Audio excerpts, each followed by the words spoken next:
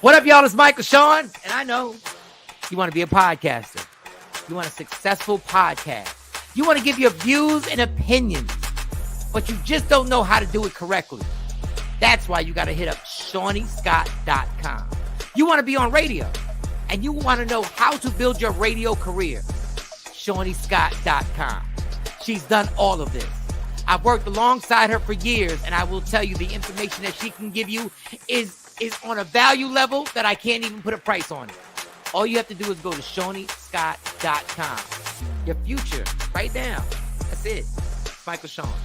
Yeah.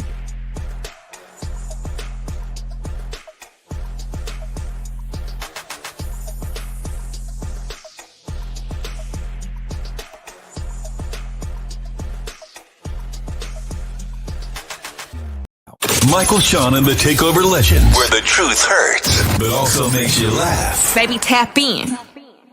Tap in. Don't never stop if you want to be on top. Yeah. Low waist, fat, baby, tap in. Oh, I'm going to tap in for sure. Tap in. Hey. You supposed to do the opening, Shawnee. Hey, good morning.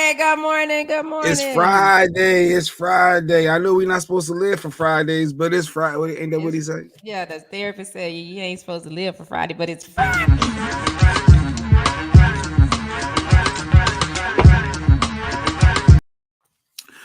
Boom. All right. Yep. It's Friday morning. I don't even know what the date is. Oh, February 4th. Black History Month. We're still in full effect. Michael Shawn and the Takeover Legends. So Michael Shawn obviously is not here. He's flying back to the East Coast. Well, he's trying to get there. He's waiting on the lift to pick him up in Dallas. You know, our streets are all frozen. They're icy. So icy. So yeah. So Texas don't know how to act right now. They got a little bit of ice on the ground. Yeah, so it's a lot of ice on the ground. Hopefully his flight don't get canceled too, by the way. I saw in Philly they was announcing a bunch of flights being canceled from places that are, you know, they may have some bad weather. But they canceled all the flights yesterday coming in. Yeah, I guess the icy runways. And I guess the later it gets, the more the roads freeze. Yeah, well, overnight it refreezes. So you got ice, and then the temperature never got warm enough for anything to melt. So how is it freezing in Texas if 32 degrees below that is freezing and y'all ain't never getting below 32? Yeah, we did yesterday. It was like 28 degrees. Oh, yeah. Okay. Let me see what's the temperature right now. Right now it's 25. It's 21 degrees right now. Our high today is 36 and the low is 19. So right now it's 21. Like it ain't gonna even get to 34 until 2:00 this afternoon. That's when the sun comes out. Gotcha. And then that's when probably it'll loosen up. But I'm sure they got things called, what is it called? Salt that you're supposed to put down and no, we have sand. We don't have sand. Salt. We don't have salt trucks. Yeah. Sand. We're not prepared for that. Good morning, DJ Slow Your Roll. Slow Your Roll. Good morning, black people. So Dave Anderson, Dave the Business Bully, should be joining us in a couple minutes. We might have some viewers join us because I sent the link out to a couple of people. Yes, that'll be kind of dope. So if y'all want to jump on, just jump on. We'll see you when you come in the studio. We could put the link here in the comments too, right? And if they want to click on comments, anything like that, that'll be good. Also, our nurse practitioner, because Sexy Mo is out. So this is what we're going to have. We're going to Dave, the Business Bully Anderson, filling in for Michael Shawn. And then we got our nurse practitioner, Sequisa. She's filling in for Sexy Mo. And then you got me and Shiny, and then any other listener. I think Amira is going to be joining us. Anyone that got comments, concerns, anything that's going on in the world, we're going to hit on. I think Dave wanted to hit on a couple things with the NFL. I know they got a little sticky yesterday. Even though Mike, you know, I ain't want to tell him, but he had a couple good points. But I couldn't tell him that, Shiny. Why you couldn't give him his props? I can't. I cannot tell that man, yo, you know you had some good points. I can't. So we're getting. Yeah, I do it today because he ain't here. But I, you know, because he ain't watching. He ain't watching. He might be at the airport watching. I don't know. But he did have a couple valid points, and I was like, yo, he's on to something with that. That could really work. But Mike just scream, and when you scream at me, I go the opposite direction. So here you go for the tip. Do not scream at me if you want my support with anything. That's family. friends, whatever. Do not scream at me and think you want to get my support. So, but yeah. Well, when people scream at you, I shut or down. say something crazy, no, you will sit up and ask them a question to make them feel like they stupid. No, Yes, you do. I just like Jay. sometimes you gotta when someone says something foolish in your opinion, you gotta highlight that foolishness, and then sometimes by asking a question, it highlights that, and then that should reflect to that person, like, oh, duh, wait, maybe I am wrong.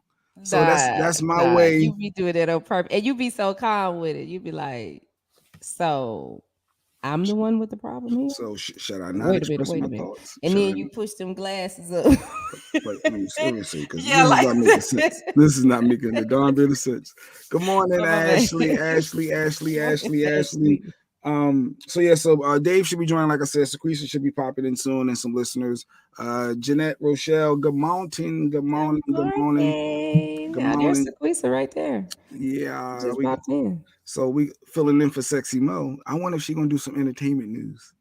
Can she do? You gonna have spitting it with no, spitting it with Shiny Scott. So yeah, you gonna need some stories too, Shiny.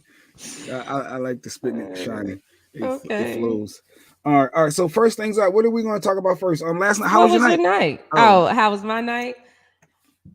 It was cold here, and I didn't get to go out and do anything, which I don't usually go out and do nothing anyway. Okay, there she is. I don't usually go out. Somebody phone popping at 6 o'clock in the morning. Wow. I got it like that. Yeah, we were here. We were warm. That's the question that some people have been asking. Are y'all okay? Because I think people in other states thinking that we're going through the freeze like we went through last February, and that's not what's happening. At least not over here at all. But yeah, we're good. The sun's gonna come out today. It'll start melting some of the stuff, and we'll be back to what we do. Good morning, Kelly. Kelly, jump on click the link. I sent it to you, so jump on because we're gonna talk about you in a minute. I saw the show last night. Oh, okay. Yeah, we could do a Kelly J recap of her debut on Media Room 360, hosting her own. I loved her intro. Yeah, that's her rapping on there. That was really her rhyming? Yeah, that's her rapping. She said, I got the tea and something that's not lifting or something like that. I was like, Kelly got bars. I was dancing. Afro Queen said, happy, good morning, everyone. Happy Friday. She said Friday.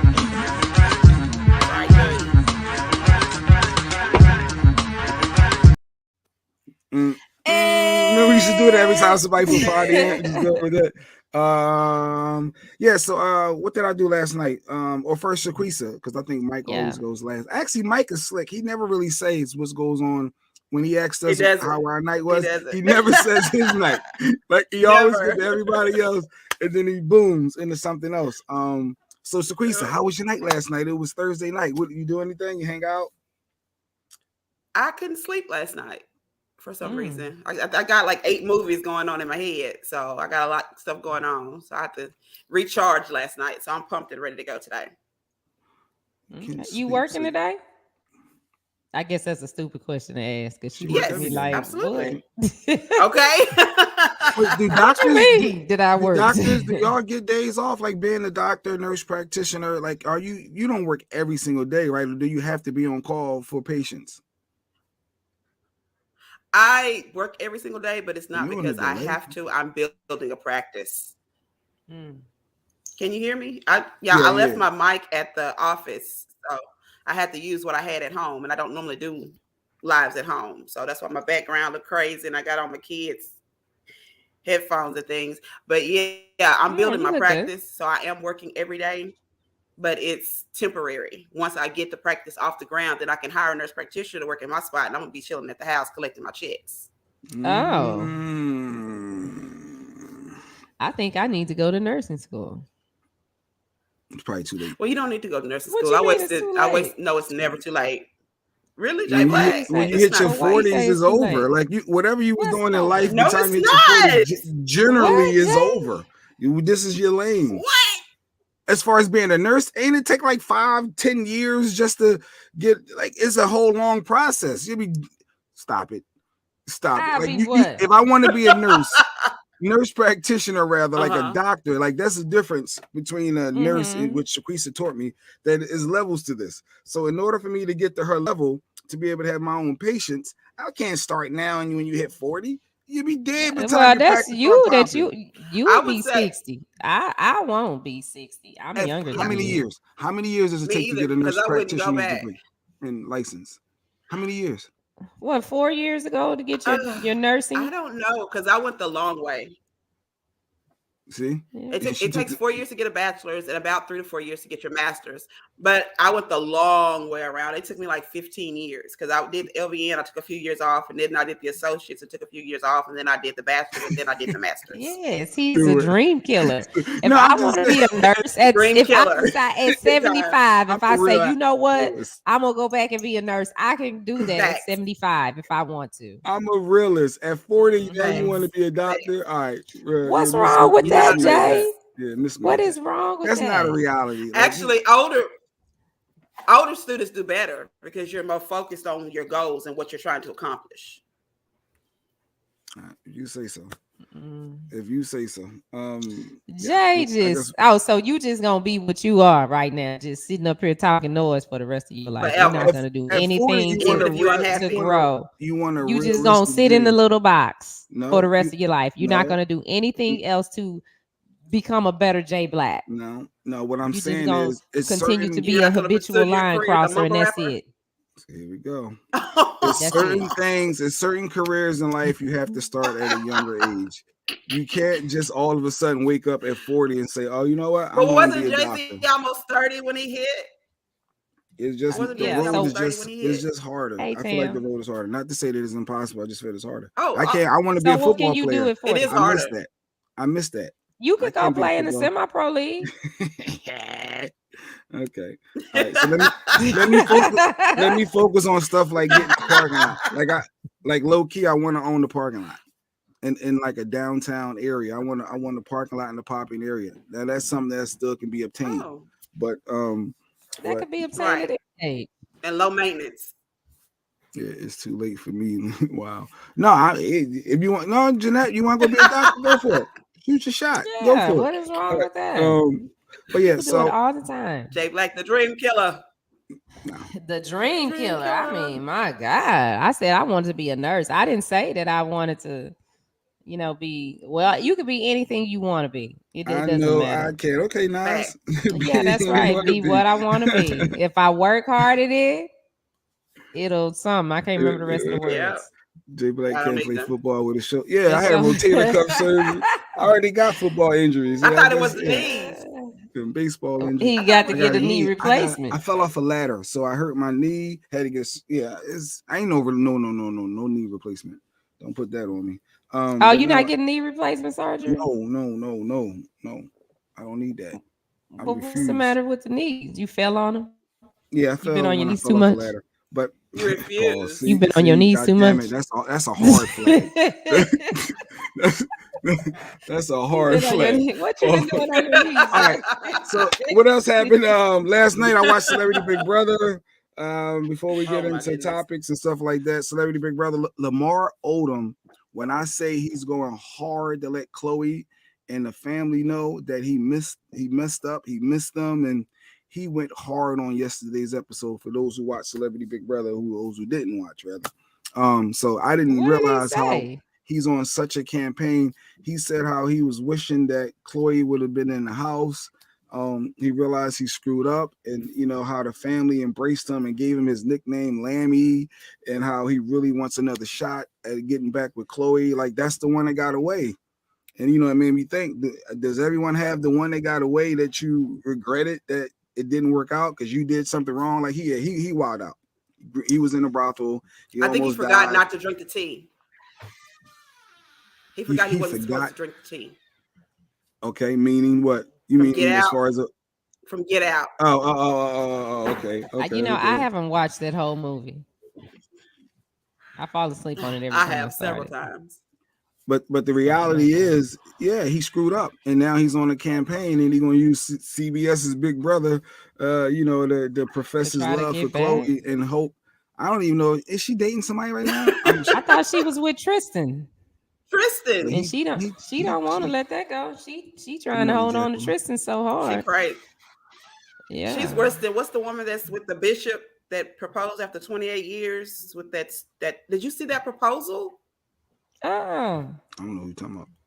The bishop. The bishop. Who was with the I bishop? sent you the And it's a I bishop ain't been that good did a at checking the proposal social media.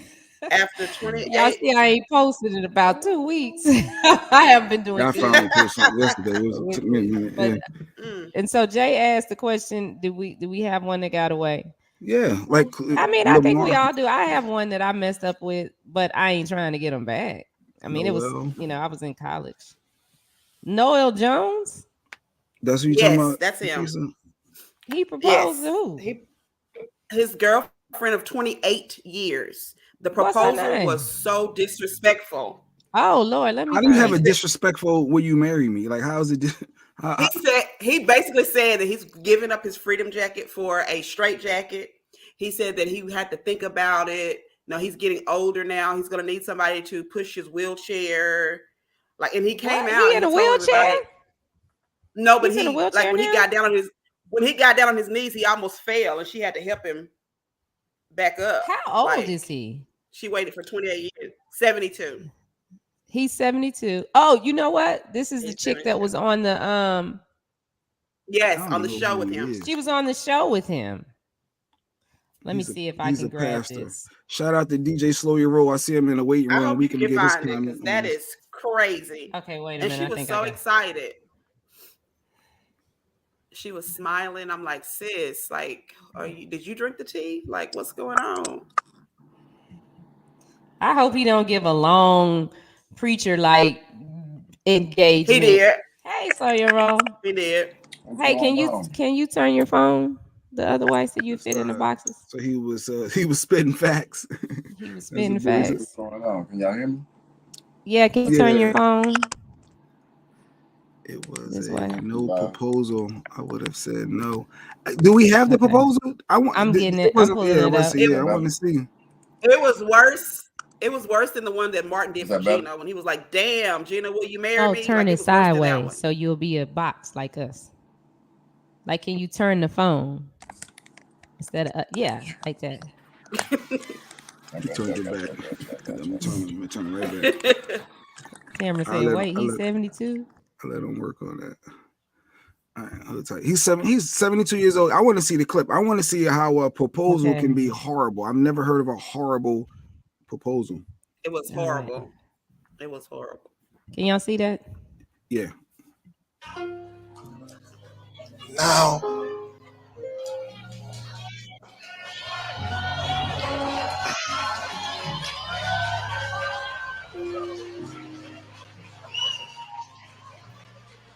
I thought about, he about to talk long. Should I? Yeah, how long is and slow. That's probably what makes it whack. Like, give up my freedom coat for a straitjacket. I thought about, should I? Yeah, I'm already out. I'm done. I know, right? Let me fast forward through this. What? Well, no, you ain't seen the best part. Okay. Married to someone way younger than me. That Janet Jackson's mom? Was that Latoya? Like Thought about, should I? Reby? No. Give up not having to answer to anybody. If I'm in Africa and I wanted to go to Europe, I can't. I'm sorry, Sean. I wanted to leave Europe and go to. I know he's like Sequoia. This is a long. He giving a preacher. I wouldn't have to call anybody. Just get to the point. Did he get on one knee? Did he ever get to it? Like talking about, should I? He's not even talking to her. Have somebody censoring who comes to my house. Yeah, let's fast forward. Lord. I don't like him. You talking to? She sure can't come. Too slow, way too slow. I'm talking about, should I? Oh Lord. No, you have should to give up my Ferrari. You look like a little Reby or Latoya. Stop right there. Station wagon. stop right there. Okay. Fast forward to where you had it. A forward where you was fast forwarding it when he was about to give her the ring. Fast forward to that part right there where you have it at. Okay. No, go back so you can see where he got the ring from. Oh, wait a little bit. Yeah, so you can see where he got the ring from. He got it from his homie, the ring keeper. Right there. What the hell is that? No, but wait. What's that in his hand? Is that a cigarette box? That's a Cracker Jack box. No, that's a Cracker Jack box. Oh, that's a stunt. If he got a ring out of a something out of a Cracker Jack box. I gotta give me a Cracker Jack ring up in it. Oh Lord! Please, I'm done. Who even brought this up? Like, I feel like Mike. What are we doing? About this? What are we doing? Wait a minute. Wait a minute. Where's Dave Anderson at? Dave, the businessman. Where are you at? So let's see the ring if we can see it. I got away from all the shoulds. Should I? Oh my God! Should you? We going to the should. And I've decided simply to say, will you? He got down now. Marry me. It sound like it hurt him to say that. It did. Wait for an answer. I guess she said yes. She said yes. He didn't have to. He didn't have to wait for an answer because he started out because you missed a lot of it. Like he talked way before you started. He told everybody he was getting married, and then he asked her. So, So DJ Slow Your Roll, what was your thoughts on this? I don't even know why I'm even asking, but go ahead. What were your thoughts? Did you have a comment? Is there something in particular you wanted to comment on? Go ahead. Man, I mean, if you're looking for the most bootleggers proposal, that's it. Yeah, that's He could have done a lot better for sure. 28 years that she waited for that. He was just taking so long for me. Should I? If you got to ask yourself, should you all them times, then maybe we shouldn't.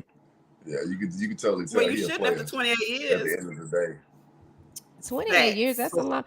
I mean, but they might have been okay with apparently she was okay with their relationship like that, because on that reality show, on the reality show, she did, ask him and, be like, well, are we going to get married? Are we going to get married? Because when they living together,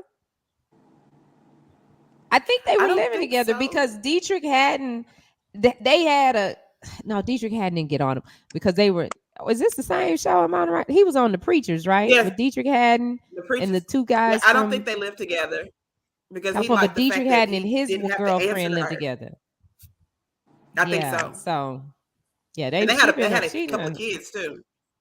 They got some kids. Him and Bishop and this lady got kids. So they've been dating. No. I'm talking about Dietrich. They wasn't living together. I'm talking about Dietrich. I thought she would be at his house. What are we talking about, people? We talking about Bishop and Noel. What? I don't care about this pastor.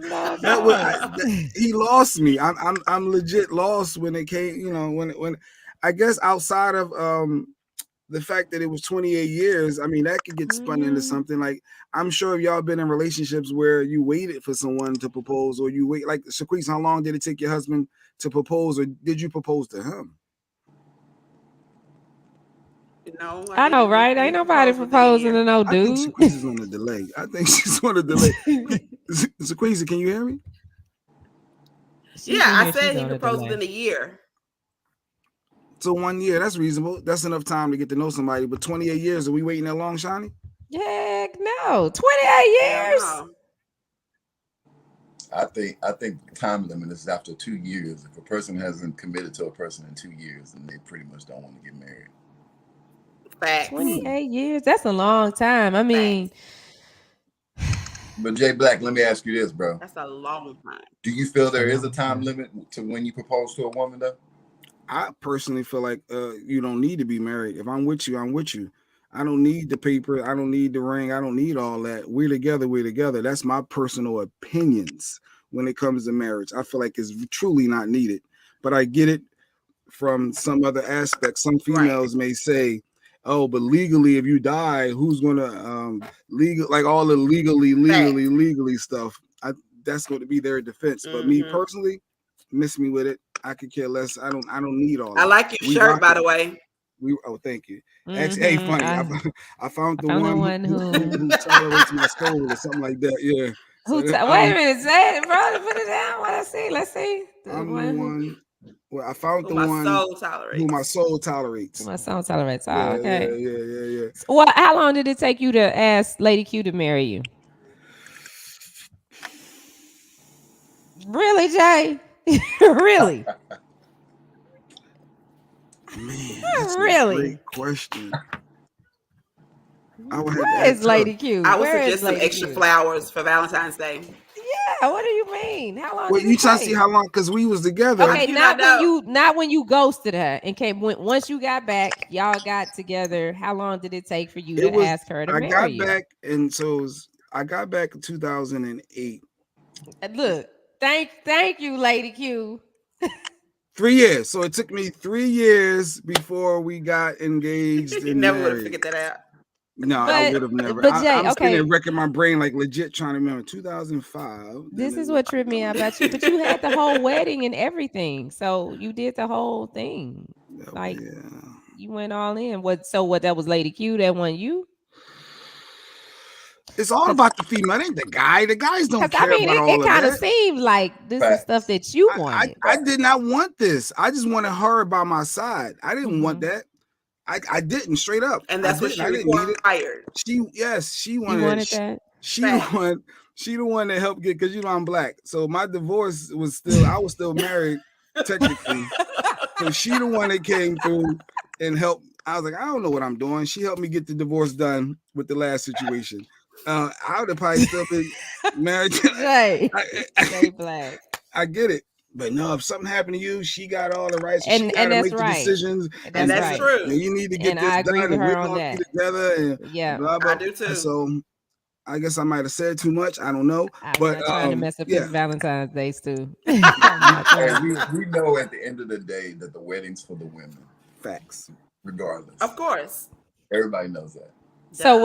Okay, slow. And the rings. Whatever your woman want, if she want a big wedding, you gonna give her a big wedding? Absolutely. Because at the end of the day, it's her day. That's her day to be the princess. You know, you got. So whatever she wants, within reason. Because when they were talking about $30,000 dresses and all, they want to spend all this money for 2 hours. But I wouldn't date a woman that would go outrageous like that. So, she would already know, like, baby, we on the money. Nah, come on now, don't be tripping. But she might just be like, well, this is what I want. You said it was my princess. I'm only getting married once. Well, at this age, it might be 2, 3, 4, 5, 6 times. Oh, Kelly J is here. Kelly J in the waiting room. Kelly J is here. So yeah, we were just wrapping up on our nights. The marriage thing. That's interesting. That's a deal breaker for some people too. Like Kelly J, is being married a deal breaker for you? I've been married. I'm happily divorced. Go ahead and let it happen. I found my own paperwork, did mine and my homegirl's mama at the same time. And come February 23rd of 2021, I was pushing. Please finalize this. That was the happiest day of my life. So it's not a deal. So you're not looking to be married. Like your next relationship is not like I need to be married. So it's all about just being with the person. That's if I want to be with somebody. I didn't have to harass him to propose. Oh, Lady Q, I didn't harass him to propose, and we got married with 2 people at the beach, $350 total. Where y'all do that at? Okay. Talk about being transparent. Yeah. So we did it. Ain't nothing wrong with $350. That's good. At the beach? What beach y'all get married at? It was some beach in Jersey, some place I never even heard of. But it was nice, It was a bunch of white people, so it's nice. Because it was a bunch of white people, a bunch of light-skinned people. Okay, all right. No, but it was on a beach in some place in Jersey, and it was just the person, the witness, the photographer, and that was it. So you're out on the beach in the sand, and you're getting all the photos with the sun, and you're in the rocks and the water, and the ambiance was there, and it was within budget, so I was happy with that part. So Yeah, lucky for me, my wife is not a high maintenance individual. You know, so that worked out. And the fact that she moved in with me when I was on unemployment, so I knew she was rider. So yeah, we good. And that's it. Well, you know, if she moved in with you when and I you was were on unemployment, then but that when means Hot that you 97 were fired us, because I've been fired from radio a lot of times. So my last time I was fired in Hot Radio was then, and she moved in literally when I was on unemployment. So yeah, but you were taking care of yourself. So I mean, it happens. People lose she their knew jobs, income so potential. okay. She knew that I wasn't going to be down long. You know, some people see that. You know, they know certain people you ain't going to be down long. But yeah, so yeah, we've been rocking out ever since. But yeah, high maintenance is not her. Oh, she got the dress from Burlington. So y'all got married Spring Lake, New Jersey, at the butt crack of dawn. So y'all got married as the sun was coming up. Y'all did one of those. Yeah, it was one of those. Okay, and she got her dress from Burlington for $18. That's what's up. So Jay Black, I got a question for you. So I've never been married, no kids, no nothing. So how did you know that she was the one? When she moved in when I was on unemployment. I said, well, God darn. If she moving in with me when I'm getting a check every 2 weeks from the government with no clear sign of my next real salary, she riding out with me. You know, I knew. No, yeah, that played a part. I was like, dang. Yeah, I don't know if I would have did that. I don't know if I'm moving in with somebody. I'm uprooting me, and that takes a lot. When you know that love is there, and you're invested in somebody, and y'all rocking out. We're a unit, we're a team. We're gonna do what we do. That was dope to me. That was real dope. So here we go. How did this turn into me? I'm not okay. So Stacy, wait. Nah, Jay, we rolling with this. So Stacy wants to know, did y'all, and we all want to know, did y'all go on a honeymoon? No, she wanted to. She's been, it's one of them things we've been planning. Like, what did we do? We did like a couple day getaway, something like that, but it was no real honeymoon. We didn't hit the Cancun. We didn't hit the. I mean, well, that's a honeymoon. Y'all went away. No, but that ain't no honeymoon. No, we just went away for a couple of days. It wasn't we didn't need the passport get stamped. You know what I mean? When I think of honeymoon, I think of I'm somewhere. I'm in the DR. I'm somewhere for a good solid week or so. So when you gonna take her to the DR? There we go. And a reception. I know.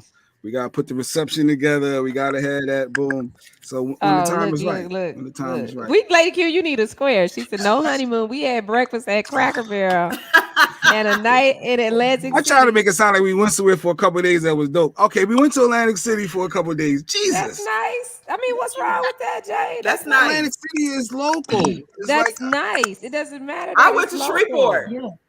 That's nice. I stayed in Dallas and got a hotel. I ain't go on no honeymoon. How about that? I didn't go on one. I do be saying transparent, but Jesus, like we're going deep with the transparency today. Like, what are we doing? How do we get it? I just said if marriage was a deal breaker, like Slow Your Roll asked the question, and I was just wondering, like Shiny, for you, is being remarried again a deal breaker? I see the comments coming in. Is being remarried again a deal breaker? For you, like if you're not remarried, you want to be married again? I know you've been there, done that. I do. I mean, I want a partner. I'm in a relationship. I want a life partner. I guess that's how I say it. The marriage part, like where you gotta go file at the courthouse and all that stuff. I don't know. I mean, maybe because it's like some legal stuff. Since I have been married before, and then if you die, like I've known some people that have gone through some stuff, and then their ex, got some stuff. So it's like, well, if that's the case, if that's what I got to do to protect the mate that I'm with, then yeah, we can go to the courthouse and do all that. You said it's legal stuff from the previous marriage? That's what you're saying? What legal stuff? Sometimes stuff, yeah. So like if you've been married, the kids, and you don't, or the kids. If you get remarried, so like for my dad, he got remarried, but they wasn't married long enough. So if in the case of his demise, my mom would get it rather than his ex-wife. Wasn't married long enough. You have to be married. I think like a time frame for it. And yeah, like some of my military benefits and stuff. So I mean, I get married again because I wouldn't want no mess. Yeah, I know someone who was living with a man, and when he died, the kids kicked her out of the house. Tim said, slow your roll. Are you wanting to get married? Yeah, you asking questions, slow your roll. Me, am I wanting to get married? That was the question. Yeah, I think so. Yeah. I mean, just finding the right person. I mean, it's not something that I just want to be like, oh, yeah, I just want her to get married. Because I mean, at the age I am now, you know, I think I've proposed to a girl one time or whatever, but it was kind of like, hey, I want to be married, I want a kid, and I want it now. And it was kind of like one of those things. And I'm just like, oh, it was rude. Okay. And then I thought about it. It was like the pastor. You was like the pastor. Hold on. I'm not gonna do. Yeah, you're not gonna punk me into something that I'm not sure that I want to do. So yeah, that's the only time for me where I've had a situation like that. But as far as marriage, I can see myself getting married. Yeah. So you put pressure on her to say, "Hey, I want to get married and I want a kid." So you hit her with all that. Boom. She put pressure on me. Oh, okay. Yeah, she threw that at me. Yeah, she gave me an ultimatum. She was like, "Look, you gonna marry me, you want kids, and that's that."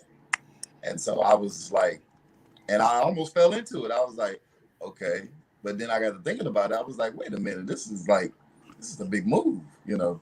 And I was young at the time. I think I was 29 or something like that, or whatever. So, you know, I was still kind of in the streets a little bit. So.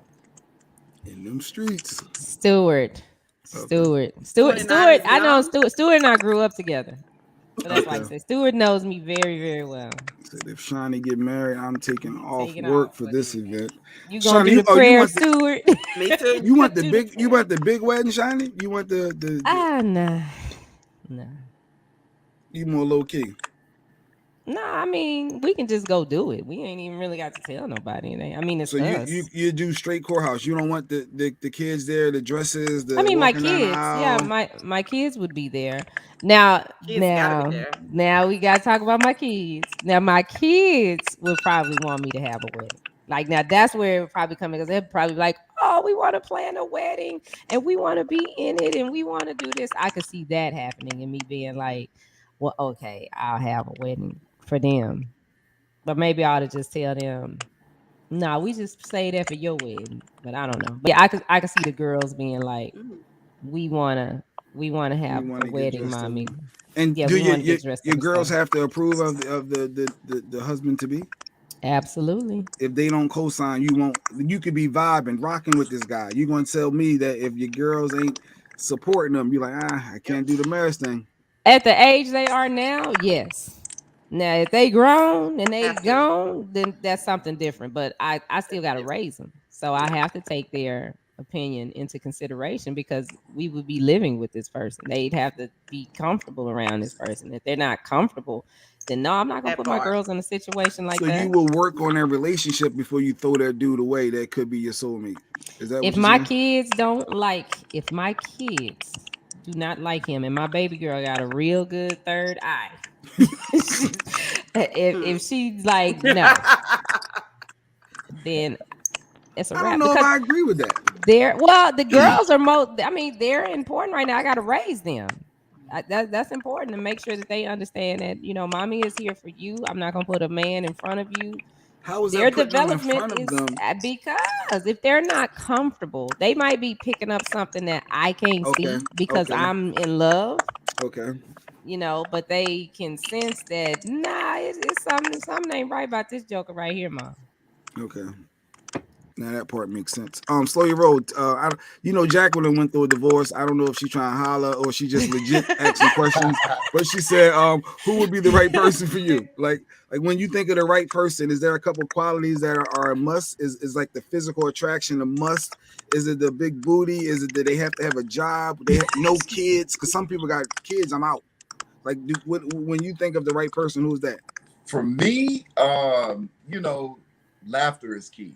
For me, I need a woman that knows how to make me laugh just as much as I'm trying to put happiness in her life. I'm not a really picky person, you know what I'm saying? But I love my sisters. I love my sisters.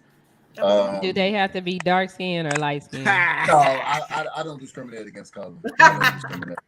But don't get me wrong. At one point, I used to be like, Jay. I used to go. We got the blackest box out. but no, like I don't have preferences when it comes to that. So, but we good.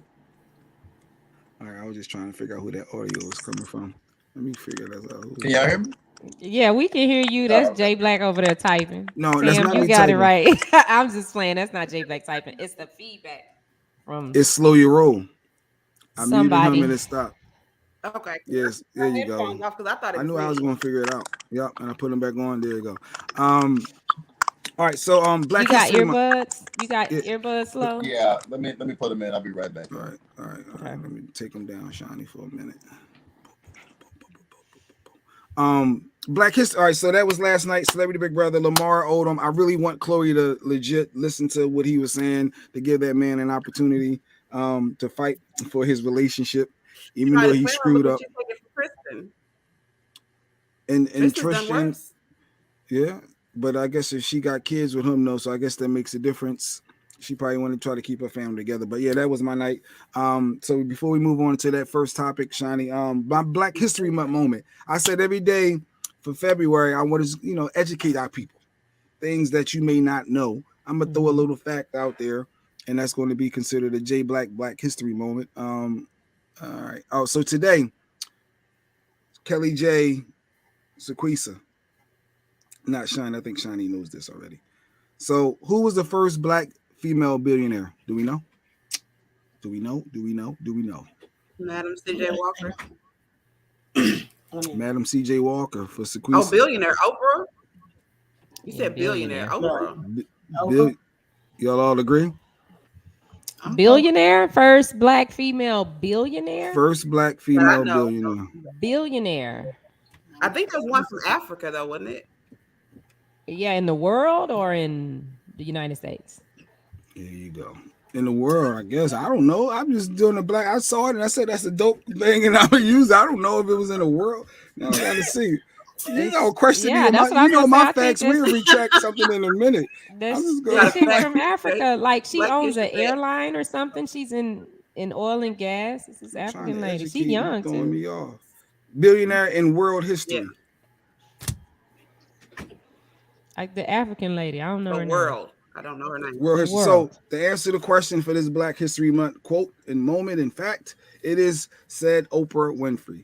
In 2003, February 27th, 2003, Ford magazine announced and declared that she was the first African-American female billionaire.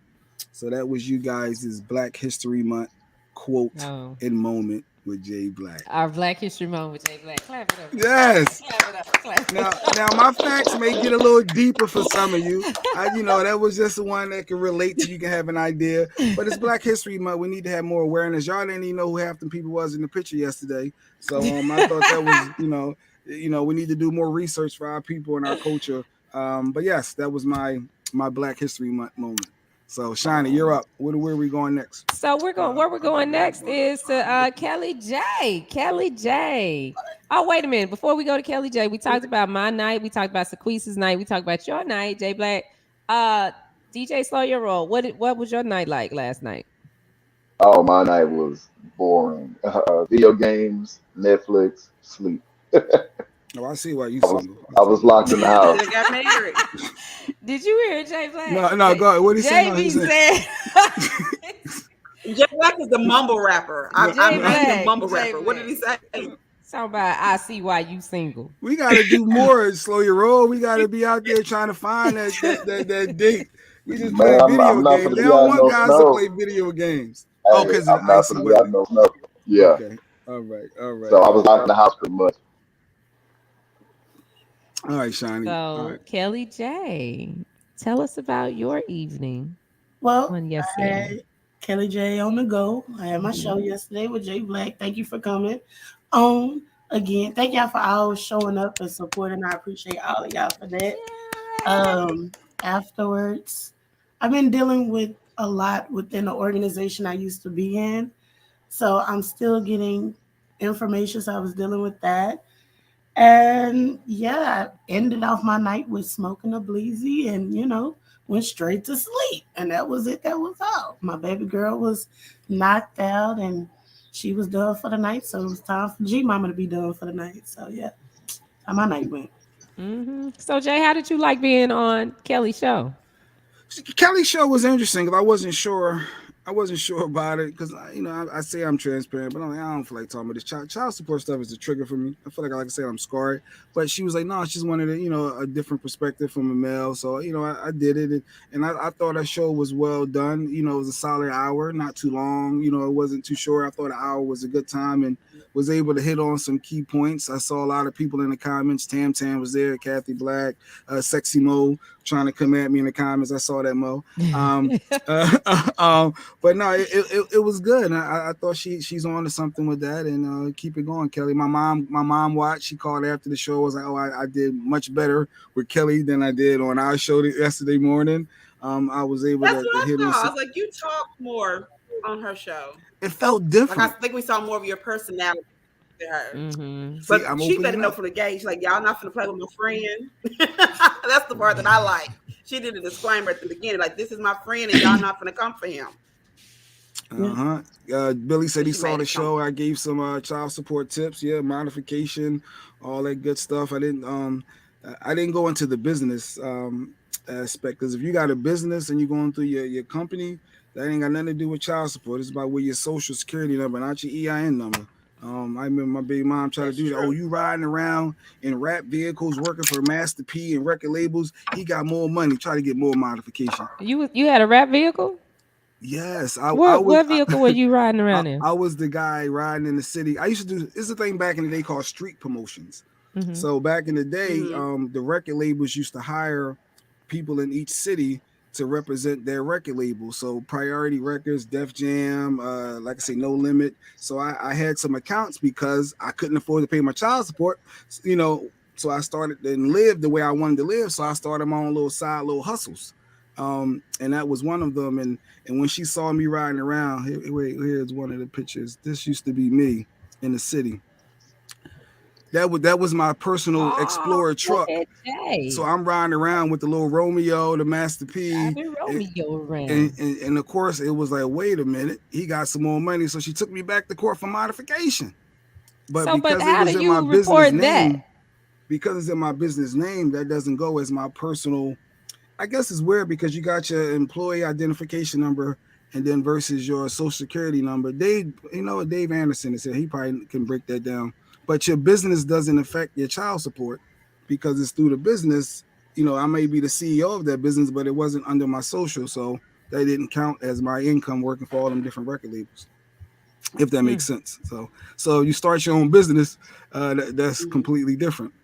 So they didn't you didn't have to, because so now this lady on TikTok put something out that said if the non-custodial parent is working 1099, then now it's a way that they can go in and get your child support.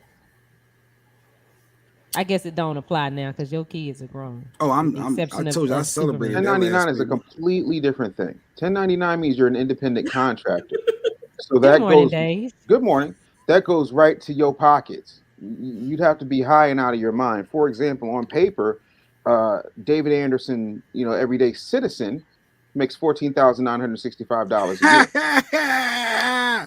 I love it. So how do you do that? How do you make? What do you mean? How do I do that? I'm an employee, and that's what I pay myself. You pay yourself. That's what the company pays me. $14,000 a year. No, $14,965 a year. Oh, I'm sorry. The problem, I'm not trying to be funny, but the problem with Black folks is we want to show how much stuff we've got. And two factors love that: the court systems and baby mamas. So as a result, when you out here flossing and showing off stuff, yep. So when you're out here doing that, what winds up happening is you put yourself in a really, really bad situation. Hang on, I got to go be a daddy. I'll be back. Okay. All right. So the business. So what he's saying is you got your company. So if you start your own LLC and you're filtering everything through that, your income and all that, that's not going to go with the child support. But that's only if you got the money hungry, trying to take advantage and get the extra bag. You're dealing with those non-custodial parents aspect. So that was just one way that helped me. But I only did that because I needed to. When the judge told me to get rid of my car and catch the bus, to make it happen and make it work. And then when I was on unemployment, they told me, well, this is your income potential. I thought they was going to modify me to lower it. That judge was like, nah, well, it's still your income potential. When you get your next job, it's still going to be this amount. So you need her to get another job. So it was, I've been through a lot with it. Like I say, I was scarred. But I started my own business, and then that's what got me with those record labels. It had me riding around, doing all the record label stuff, street promotions, and every time the artists come to town, I would to take them around and take them out and all that good stuff. So, but yeah, but that was my little child support era and run. But Kelly J show was dope, and I see people saying they're looking forward to the next episode. Yeah, well, I'm actually working on another one now because I have someone who helps people that are on child support, getting on child support, and how they can fight it. So I have an expert that's going to come on and share and help others who are currently going through the situation. Oh, No, Kelly J. Yep. What's up? Kelly J. Congrats on that, Kelly. Question. Yeah, Billy. There's no SSI with that. That don't go because it's not under your. I guess that's the gift and the curse of it. You don't get SSI from your company, but I guess if you, but if you do the like you, because I messed up and did that, registered with the not the state, but you know how you have to report, because everybody that come up under me is 1099, because I didn't want to deal with that, coming up with their taxes and all of that and having to send all that in. But if they set it up that way, won't they pull? Don't you pay into SSI that way? I have no idea. When Dave comes, Dave would know. That's his lane. Dave, he's the business bully. So when we get him back here, better break that SSI down. I just knew I needed a side hustle. I gotta go be a daddy. Yeah, I gotta be a daddy. Yeah, that's number one. Like, yeah. Facts. On facts. That little girl run everything. All right. Part of being a daddy's girl. Mm-hmm. Yeah. So until Dave gets back, Shauna, we can go ahead and start on the wig. Yeah, there you go. So it was a clip she saw on social media. It made me laugh. So yeah, play the clip. Oh God. Okay. Wait a minute. I had to go over to it. All right, here we go. Cute, like real cute and simple. I'm gonna do one of those because I love doing hair. So what? No, I ain't gonna lie. I do not love doing hair. I love doing my own hair. Man, come the fuck on. What the fuck? Bitch, what the fuck would you do that? Like, too fucking much. Take her out. Get the fuck out. For real. Man, come the fuck on. She bald-headed. Move. You fuck the video. Why you play too fucking much? Why you fuck up everything? So cute. Like. Wait a minute. He got the baby Kool-Aid. Oh, God. Hey, got baby Kool-Aid cooler. I laughed. But then Shauna, you said that's how people, y'all wigs, that's how y'all hair look under the wig. That's how. Well, yeah, if you take it off, you got on a wig cap. You know, you comb your hair back or put it in braids, and you put a little wig cap on, and you keep it moving. You keep it what? You keep it cute? Because that ain't look cute to me. What you was to say? She wasn't bald. What you mean she wasn't bald headed? She looked bald headed to me. She was not bald headed. Look, she's not bald headed. She has hair. She had a lot of Real cute and simple. I'm gonna do one of those because I love doing hair. So what? No, I ain't gonna lie. I do not love doing hair. I love doing my own hair. Man, come the fuck on. What the fuck? Bitch, what the fuck would you do that? She got hair. You can tell she's swinging him a lot too. She got a lot of hair. You don't like her hair. It looked like I would have thought it was her hair, real deal, because I can't never really tell. When I saw a part and everything, I said, "Oh, that's hers." And so I wouldn't have known. But that was funny. He was wrong for that. He was wrong for that while she's sitting there trying to do her live. I don't know. I don't know how I react if somebody did that to me. It would irritate me. The same way she did. Yeah. Would you get that mad though, like she did? Absolutely. It depends on what I'm doing in live. Yeah, because it seemed like she was business, and you gonna come snatch my wig off while I'm conducting business. Yeah. Hey, I'm a clown. You want to be real transparent. You love how doing hair. Talk about your real hair. I get it. I don't know. I don't know how. So that means that at the end of the day, some of y'all are embarrassed about your hair instead of. I mean, I do have issues with my hair because there's been some issues there. Like my hair, with your hair has come out some. Well, my hair has come out some. It shedded a lot, and so it doesn't. So you're It's not as embarrassed. thick. So as wear it your was. real hair. Why? Yeah, that's a good point. So y'all, the ones that wear wigs, are potentially embarrassed by their hair. I never even looked at it from that point. When my hair was still thick and long, I would still get tracks and I would wear wigs, but I wasn't embarrassed by my hair because I wear my hair too. Now I won't wear my hair as much. I mean, I will, but not as much as I used to because it started thinning like it did when I had cancer. So so for me, it's a problem. Like a full transparency, it's a problem because I know what my hair looked like, and when you start losing your hair like that mess with you. That mess with your self-esteem and everything. So no, I mean, but people that don't know, they're like, "Oh no, your hair looks fine." And no, it doesn't. No, you just don't know. No. But you gotta think of it this way too. Like a lot of guys will do the same thing that women go through as far as their hairline. Guys' hairline go back, for days, But we figure out a way to make it work, and we still gotta wear our hair. We can't like throw on a weave or a piece Yes, or they something like that. they got man wigs. It's not that often. You don't see guys doing that. They got man wigs, that Beijing stuff, and the stick-on beards. You got more women wearing wigs and weaves and stuff before guys. So we know our wigs. We don't never know with the beards or the. Oh, will you stop? They're low maintenance. Is long hair a requirement? Is for who? For most guys.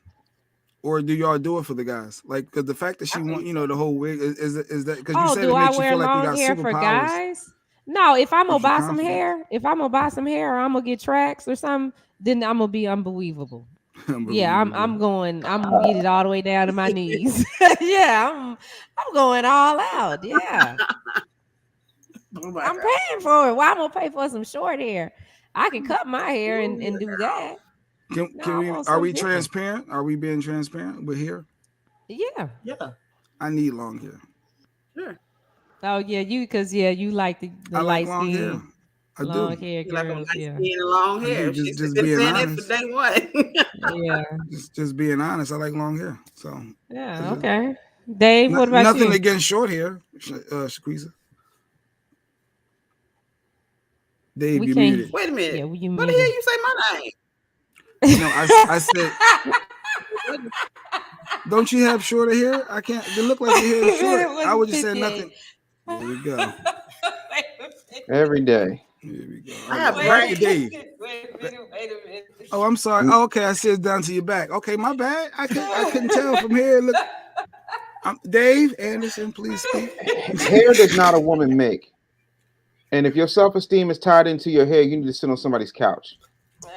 The fact that self-hate has become a monetized industry for the Asian community and for the white community at the expense of Black self-esteem is a nut job that you have placed upon yourself, because Black women used to control 96% of the hair industry until they decided to let everybody else into it, and then they boxed their asses right on out. And now they tell you, because the magazines, the blogs, the media, the social media is all controlled by people who do not look like us, and they continue to put that message in, and then they try to put it on us like that's what we want. Everybody ain't Jay Black. Everybody ain't color struck and need high yellow, light skin, long hair. So what winds up happening is y'all start to blame your lack of self-esteem and lack of self-confidence, because you've been conditioned by the media and taught not to think for yourselves, on something that you say all of us want, and that's not the truth. You can like long hair and just nothing about the media. You can like what you like. Like some people like short hair, some people like long hair, some people like curly hair, straight hair. Dave, where did he go now? He couldn't handle it. He couldn't handle me. That's what I'm talking about. Come man, Mike. They can't handle it. Thank you. But I have been thinking about cutting my hair all off and getting a shortcut like Jay's or Mike's. I've been thinking about that. You was thinking about doing this? I'm thinking about it because when it starts to shed, like at the base, it's really thick there. It's really thick. Like everything is still there. So I know that it'll grow back. it'll grow I'm trying back. to picture your face because some people don't look right with short hair. Some people don't. Like I always try to look at their faces to see, like me, because I'm low key. I ain't gonna talk about it. I'm getting a little hair thinning in the back, center of the back, and I'm like, ooh, can I I'll be get bald? my hair like yours. Yeah, could I've been thinking about it and letting it grow back. Just let it grow back. I mean, it's gonna grow back. Cause so like when I had cancer, I cut it all off up to my ears. That's where I could go. And then it grew back. It grew back long and pretty. I am not my thicker. hair. Long straight to the back, won't grow my hair, so I won't front curly. Yeah, so Stacy rocked the curly. Actually, I think Stacy got the fro right now for Black History Month, and she rocking Black History Month gear every day. I saw your post. Stays dope. But yeah, so the afro, the afros is cool too. You know, the long hair, the straight hair. I mean, to each his own. So what's your preference? They're talking about long hair, short hair for a woman. Oh, you back to Slow your crackling roll. again. Yeah, he popping. He's frozen. He frozen. All right. And he froze. We got holla. Wait a minute. Yeah, there we go. Sorry. Thanks for joining. Slow your roll. Yeah, he definitely popping. Keep talk about a day. No, damn. So everyone, I'm not. All right. I'm not gonna keep defending myself because at some point I look like guilty. Okay, it's your preference. I really don't have. It's what you go for. It's what your wife is light skinned with long hair. So no judgment. You got it honest. Yeah. I'm not saying nothing because y'all were trying to incriminate me with something, so I'm not even gonna comment on that. How about this? You like them light skinned and yellow. I like them tall, dark. Well, no, I don't like them dark. I don't care if they're dark. Only take out a big dick. Okay. Bam. I don't know to grab a flag or time out a pause. Like, what are we doing? It's kids. Kelly says she don't like dark skinned men. That's the only part I feel. Kelly says she don't like dark skinned men. I don't have a problem with dark skin. My ex is dark. I date them all, baby. And I like men and women. Now, when it comes to women, I definitely have a preference. Women, I have bigger preferences. Oh, Lady Q.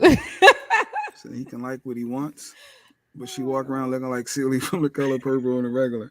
Well, the twist. We got to twist our hair up, yeah. Put them little plaits in, yeah.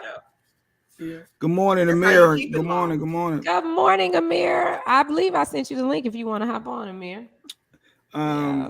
So we were talking about what dating, relationships. We were talking about, I guess, your wigs, long hair is a requirement. Is marriage, being married is being married a deal breaker for you? Like I said, Slow Your Roll was talking about kids. Like, does kids matter? And I remember me not wanting to date somebody with kids at one point. I remember that being a thing. Like I'm not being nobody's stepdad. I ain't, like I remember them earlier years, as a young guy. And then you realize everybody got kids. You had kids. Huh? Listen, there's something wrong if you don't have kids. At a certain age, I'm looking at you funny. Like, what's wrong with your plumbing? Somebody with kids. Wait, what if they didn't want kids, Dave? What's the age you talking? Listen, I'm just saying, there's a certain age after a certain point, it's like, what's wrong with you? Because it indicates a few things, right? If you're past the age of 35 and you have 0 children, you're a unicorn, or nobody likes you, or there's something wrong with your plumbing, or you're evil.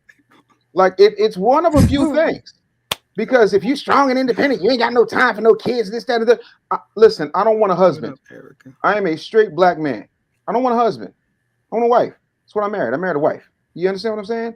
Not to mention, and for me personally, I never wanted kids. Kids was not a thing for me. You know what I'm saying? So, like, to me, it's not that big of a deal because, number one, I don't come with simp energy. A lot of these chicks are looking for simp stepdaddies. That was never my thing.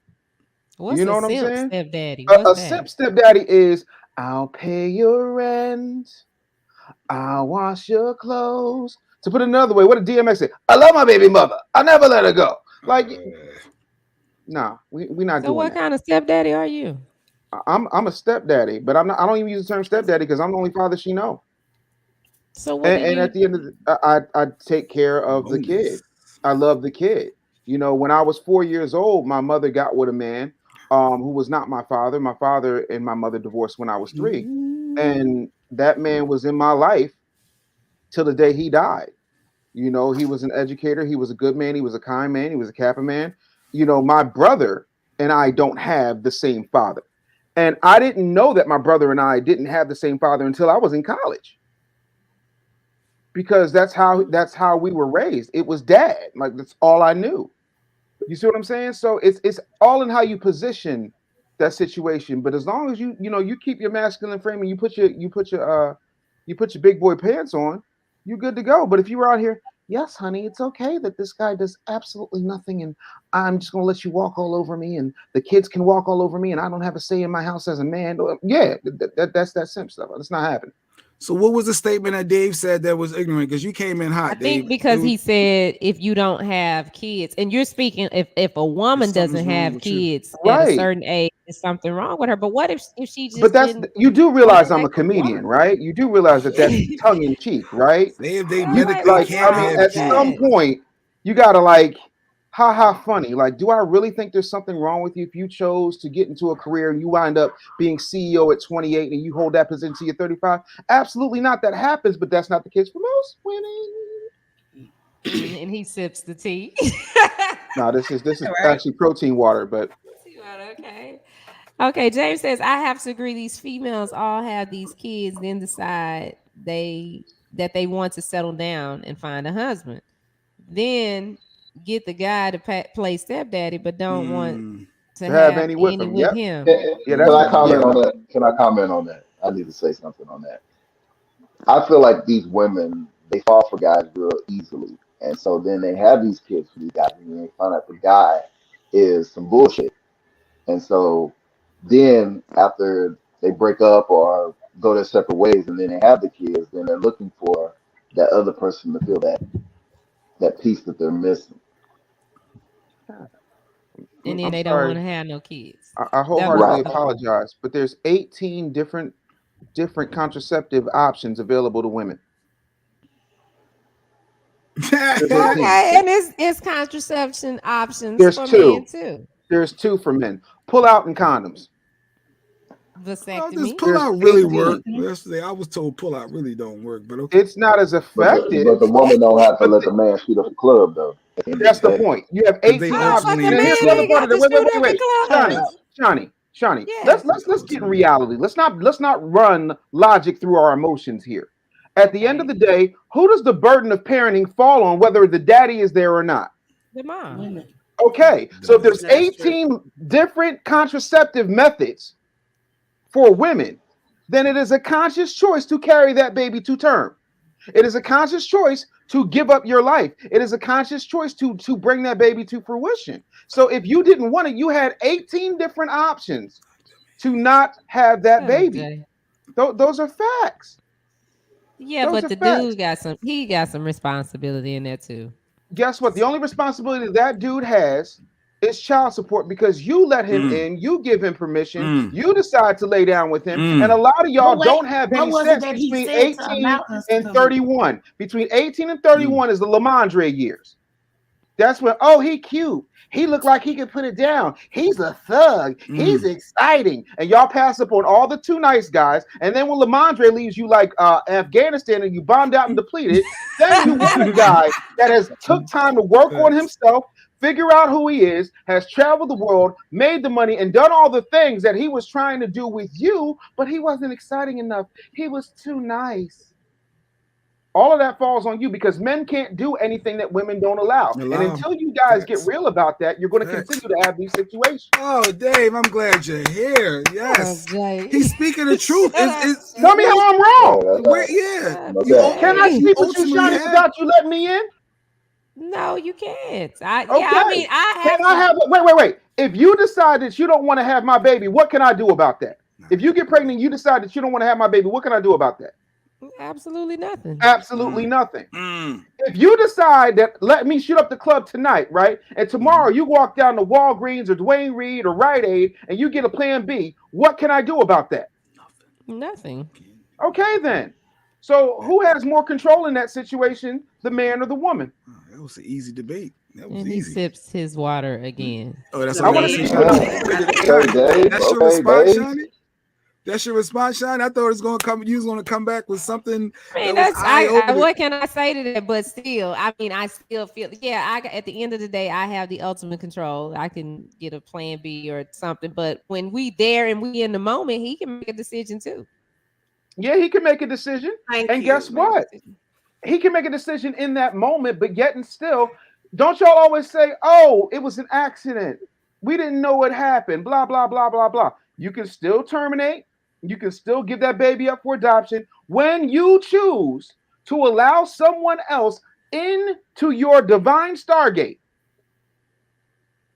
You're making life-altering decisions because it's the divine Stargate because you're bringing life from one dimension into this one. Okay. You're still making a conscious decision. Fire. I've never heard it before. I was about to get into some business talk with Dave, but I like this. Like I ain't never seen Shiny. I can do more things. I just want. My whole thing is Shiny's usually cocky, Dave. I'm sorry, Shiny's always so cocky. She always got that other point of view, but now it's like, well, Dave's right. Yeah, we are the best. I mean, because you can't argue logic as much as you don't like it. You cannot filter your logic through your feelings because that won't hold up in court. That don't hold up nowhere. And because you made life-altering decisions at a young age when you were not mature enough, even though the body was ready, your head wasn't. You have to live with the consequences of those decisions. Facts. That's it. If you decided to let Lamondre run up in you and then you have to drop out of college and you was on the path to becoming a Rhodes Scholar, you made a really shitty decision. Live with it. So if you get pregnant, but something's wrong with us if we get old with no kids. So I'm confused. No. If you get to a certain level and you don't have any kids, there's a reason behind that. You either chose your career, and when a woman chooses her career 9 times out of 10, and I'm speaking generally, so don't give me with the not all police bullshit. Generally, when a woman chooses her career, right? She's not trying to do the whole wife thing. And then a lot of women do not want to fall under strong male leadership, but a lot of women want to date up. And dudes at the top, in the top 1% of financial earnings, they don't necessarily want the headache. So that's why you see a lot of older dudes who make the type of money I make messing with younger women. It's dirt simple. There is a balance. You don't want to do that's way too nice, but you don't want to do that whips your ass. You want a dude who can defend you. You want a dude that can provide for you, but you don't want somebody who's going to be so nice that you can walk all over him, but you don't want somebody that's going to beat your ass. There's a balance. And let's not act like there's not, because if you tell me you want to do to whip your ass, or you want to do to be like, oh, everything is lovely. Whatever you said, you don't want no step for that. You never respect it. Walk over because there's nothing in him that says, oh, he can defend me. He can protect me. He's going to put me in my place. He's going to be like, yo, you're doing the most right now. We are balanced creatures. There is a plug and there's a socket. Like that's how we're built. Male and female, yin and yang. There's emotion, there is logic, there is strength, there is compassion, there is iron fist, there is velvet glove. And to act like we don't need each other, like we're not symbiotic creatures, is not only ignorant, it's ludicrous, ridiculous, immature, and ignorant. You supposed to drop. If I had a mic, I would have dropped it for you. That was damn. Okay, Dave Anderson. I mean, but women want men that can. Women want men that can what, Shawnee? Let her talk. Some women want men that can do that, can tell them, hey, you're doing too much. You need to slow down. They want the leader. I mean, me personally, I don't want no weak. You don't want no pussy. You don't want no pussy. You don't want no pushover. Right. But you don't want somebody whipping your ass. No, I don't want you balling your fist up hitting me. No, but you need to be. But you want leadership. You respect leadership. Mm-hmm. You know what that's called? Masculinity. You know what society says masculinity is now? Toxicity. Yeah, we don't want toxicity. Well, what's toxic about telling you, listen, you're doing the most. Calm down, relax. There's nothing toxic about that. Toxicity. You might want to get with the mainstream media, because the mainstream media is telling you that in and of itself is toxic. There can't be two leaders in anything. There is one president. There is one general. There has to be a vice president. And the problem is women are the most powerful dynamic in the relationship between men and women. See, men are the head, yes, but women are the neck. And I don't know if you know this, but the neck tells the head where to look. But to try to compete with a man, the neck where to look. Okay, Dave. Okay. You try to compete I'm with a man processing. as a head, two-headed monsters get killed. Even the Bible says you can't be of two minds. You can't serve two masters. God, head, neck. Order in all things. I'm sorry, but I'm a husband with a successful family, but go off. I mean, there's nothing to go off on, though. That's what. That wasn't for you. Why I you speak for hit me. dogs holler? Why are you talking? That was generally. No, I know. I'm gonna tell my girlfriend to be my neck next time I get one. I don't need a husband. I don't need no husband. Let's just call it off for me. Wait a minute. Amir said, Dave, I'm putting on my Foot Locker shirt and blowing my whistle. Tweet. We need damn, Rap. Let me go, Rap. She's still standing, Rap. She's still standing. Woo! No, can I have a transparent moment? So when I was younger, and I'm gonna say a lot younger, I had a pregnancy scare.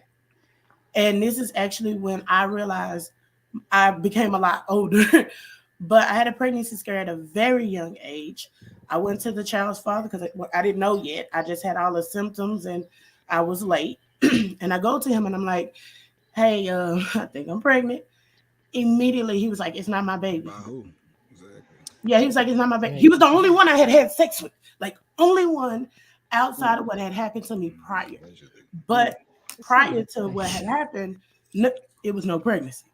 So immediately I talked to my mom, and my mom was like, you're going to have to figure out what you're going to do. So at the age of 13, actually, I was having to decide whether to abort my child or be a mom. And instantly I knew I wanted to be a mom. So it wasn't like, so I grew up at that moment. I had to figure out if I was going to do school, and if I was going to do school, who was going to watch my baby, who, I already knew life for me was over with at that point. Right. Because that's just what I had saw from so many people. But at 13, I was ready to be a mom. Here I am, 33, still no kids, graduated in degrees. So hey, that's my little transparent moment. Wow. Right. I was going to take scare, but you knew automatically it was going to change the course of your life. Mm-hmm. A life-altering decision that impacts the woman 80% more than it impacts the man. I could go out here right now and be Nick Cannon and not bat an eye. I can book a flight. I can be there. I could go for games the whole nine. I control everything in my life. I could go out there and do that. I choose not to. The impact that showing up for my kids has on my kids is immeasurable. But automatically it's going to affect you. I can do whatever the hell I want to do. I'm still good. For a woman, it's irreparable. And to act like that's not heavy is a problem. And that's the problem with all this, oh, don't slut shame me. Oh, I can do what I want. Oh, it's cool. I'm just like a man. Da-da-da-da-da-da-da. Yeah, nah. Not to mention, when you talk about how, not y'all, but generally, when people talk about how men ain't shit, well, since 1970, in the Black community, men have been raised almost completely by their mothers. So who is raising these ain't shit men? That is the impact of having loose booty. I know we don't want to talk about it. I know we don't like to hear it. What was Kelly J having sex for at 13? She a loose booty? I'm not talking about her. Ooh, that's what I heard. No, go ahead. I'm sorry. No, you're such a mess. That's the thing. There is an impact. There is an impact. And it's like there's no shame in it anymore. Like back when, I'll give you an example. My brother's biological father was born to his grandmother, right? She was a teenager. They sent her ass down south. She had my brother's father. She came back home. The baby stayed down south until she got out of school. Then she went and got her son. There was a certain level of shame and precaution. We don't have that no more. A classmate of mine, I found out in college that she had a child. And I remember she had left school for a semester. And she came back and, she had gotten bigger. And when we went off to college, her cousin was in college. And she asked her when was the last time she seen her child. And I was like, your child? What? Right. So yeah, because back then, when you got pregnant, they would put you in a different school. You didn't walk around the regular school with the other kids when you was pregnant. So there was shame to that. And so and I made a note, Dave. I need you back on with Mike because we had that Nick Cannon debate as far as what's more valuable, the having of a 2-parent household or versus you being financially able to take care of kids in all them cities. And it got heated. Mike, swear to God, he won. I disagreed, but Mike is all about, hey, Mike, you can do it. And then I'm like, no, that there's a difference when that father is knowingly trying to be in the household or much closer than just, it ain't just the money. It's about being present in those moments as much as you can. You ain't going to be there for every moment, but just knowing that, I thought it was foul to know I'm going to have this seed and their dad is not going to be close by. But financially, they ain't got to worry about nothing. But I said it's more than that. We're speaking on Nick Cannon as if we know what Nick Cannon's plans are. On top of that, we're speaking on Nick Cannon like he is a bench rider in the NBA. This dude is worth a crap ton of money, which gives him a crap ton of options. It's not a regular upbringing. While I do agree, what option to be there? Huh? What option is there to be there for the parent-teacher meeting on this day and then the next day? I could go to Oak Cliff, Texas right now, knock up abroad, and be there for the birth. I could be there for the baby shower. I could be there for every single moment. You can't be there at Christmas. You can't be there for Christmas. My father was a federal agent who did things in the name of the United States that I don't even know because they're classified, right? But every time I had a school play, every time I had a championship debate, every time I had a basketball peewee game, my dad was there. My dad was there more than kids whose dads lived with them. Did he have 8 kids in 8 cities? No, but he had 2. He had one that he claimed as his own, and he had me. And I was in a completely different city. Same house? No, my father was not in the same house. No, I'm saying you and your sibling. Yes, thank God. Right, but with Nick Cannon, you got again. How are you judging? How are you judging a man with that many means and that many plans? Oh, I don't care. Have no babies. It's in the Bible. We should multiply. Multiply away, Nick. Have all the ones you want. Right. Because here's the thing. None of you had that smoke for Shorty. None of y'all had that smoke for Shorty Low. None of y'all had that smoke for Future. Shit. Y'all don't even have that smoke for Drake. And Drake is pretty much an absentee father unless there's a photo op. But you have it for Nick Cannon, a man who not only battled lupus, a man who not only lost his child publicly, a man that not only sits up there and employs several other people and feeds several other families. He's the most responsible baby dad I know who's famous. But y'all don't have that smoke for anybody else but, Nick Cannon's having another one. Have you ever heard of El DeBarge? El DeBarge has 12 kids by 11 different women, but you say nothing. Joe Jackson, while raising the Jacksons, had 2 other children outside of Catherine. You say nothing. But Nick Cannon is what you want to get up and I just took you off my list. I thought you was on my side. I'm not going to. I am on your side, but there's balance in everything.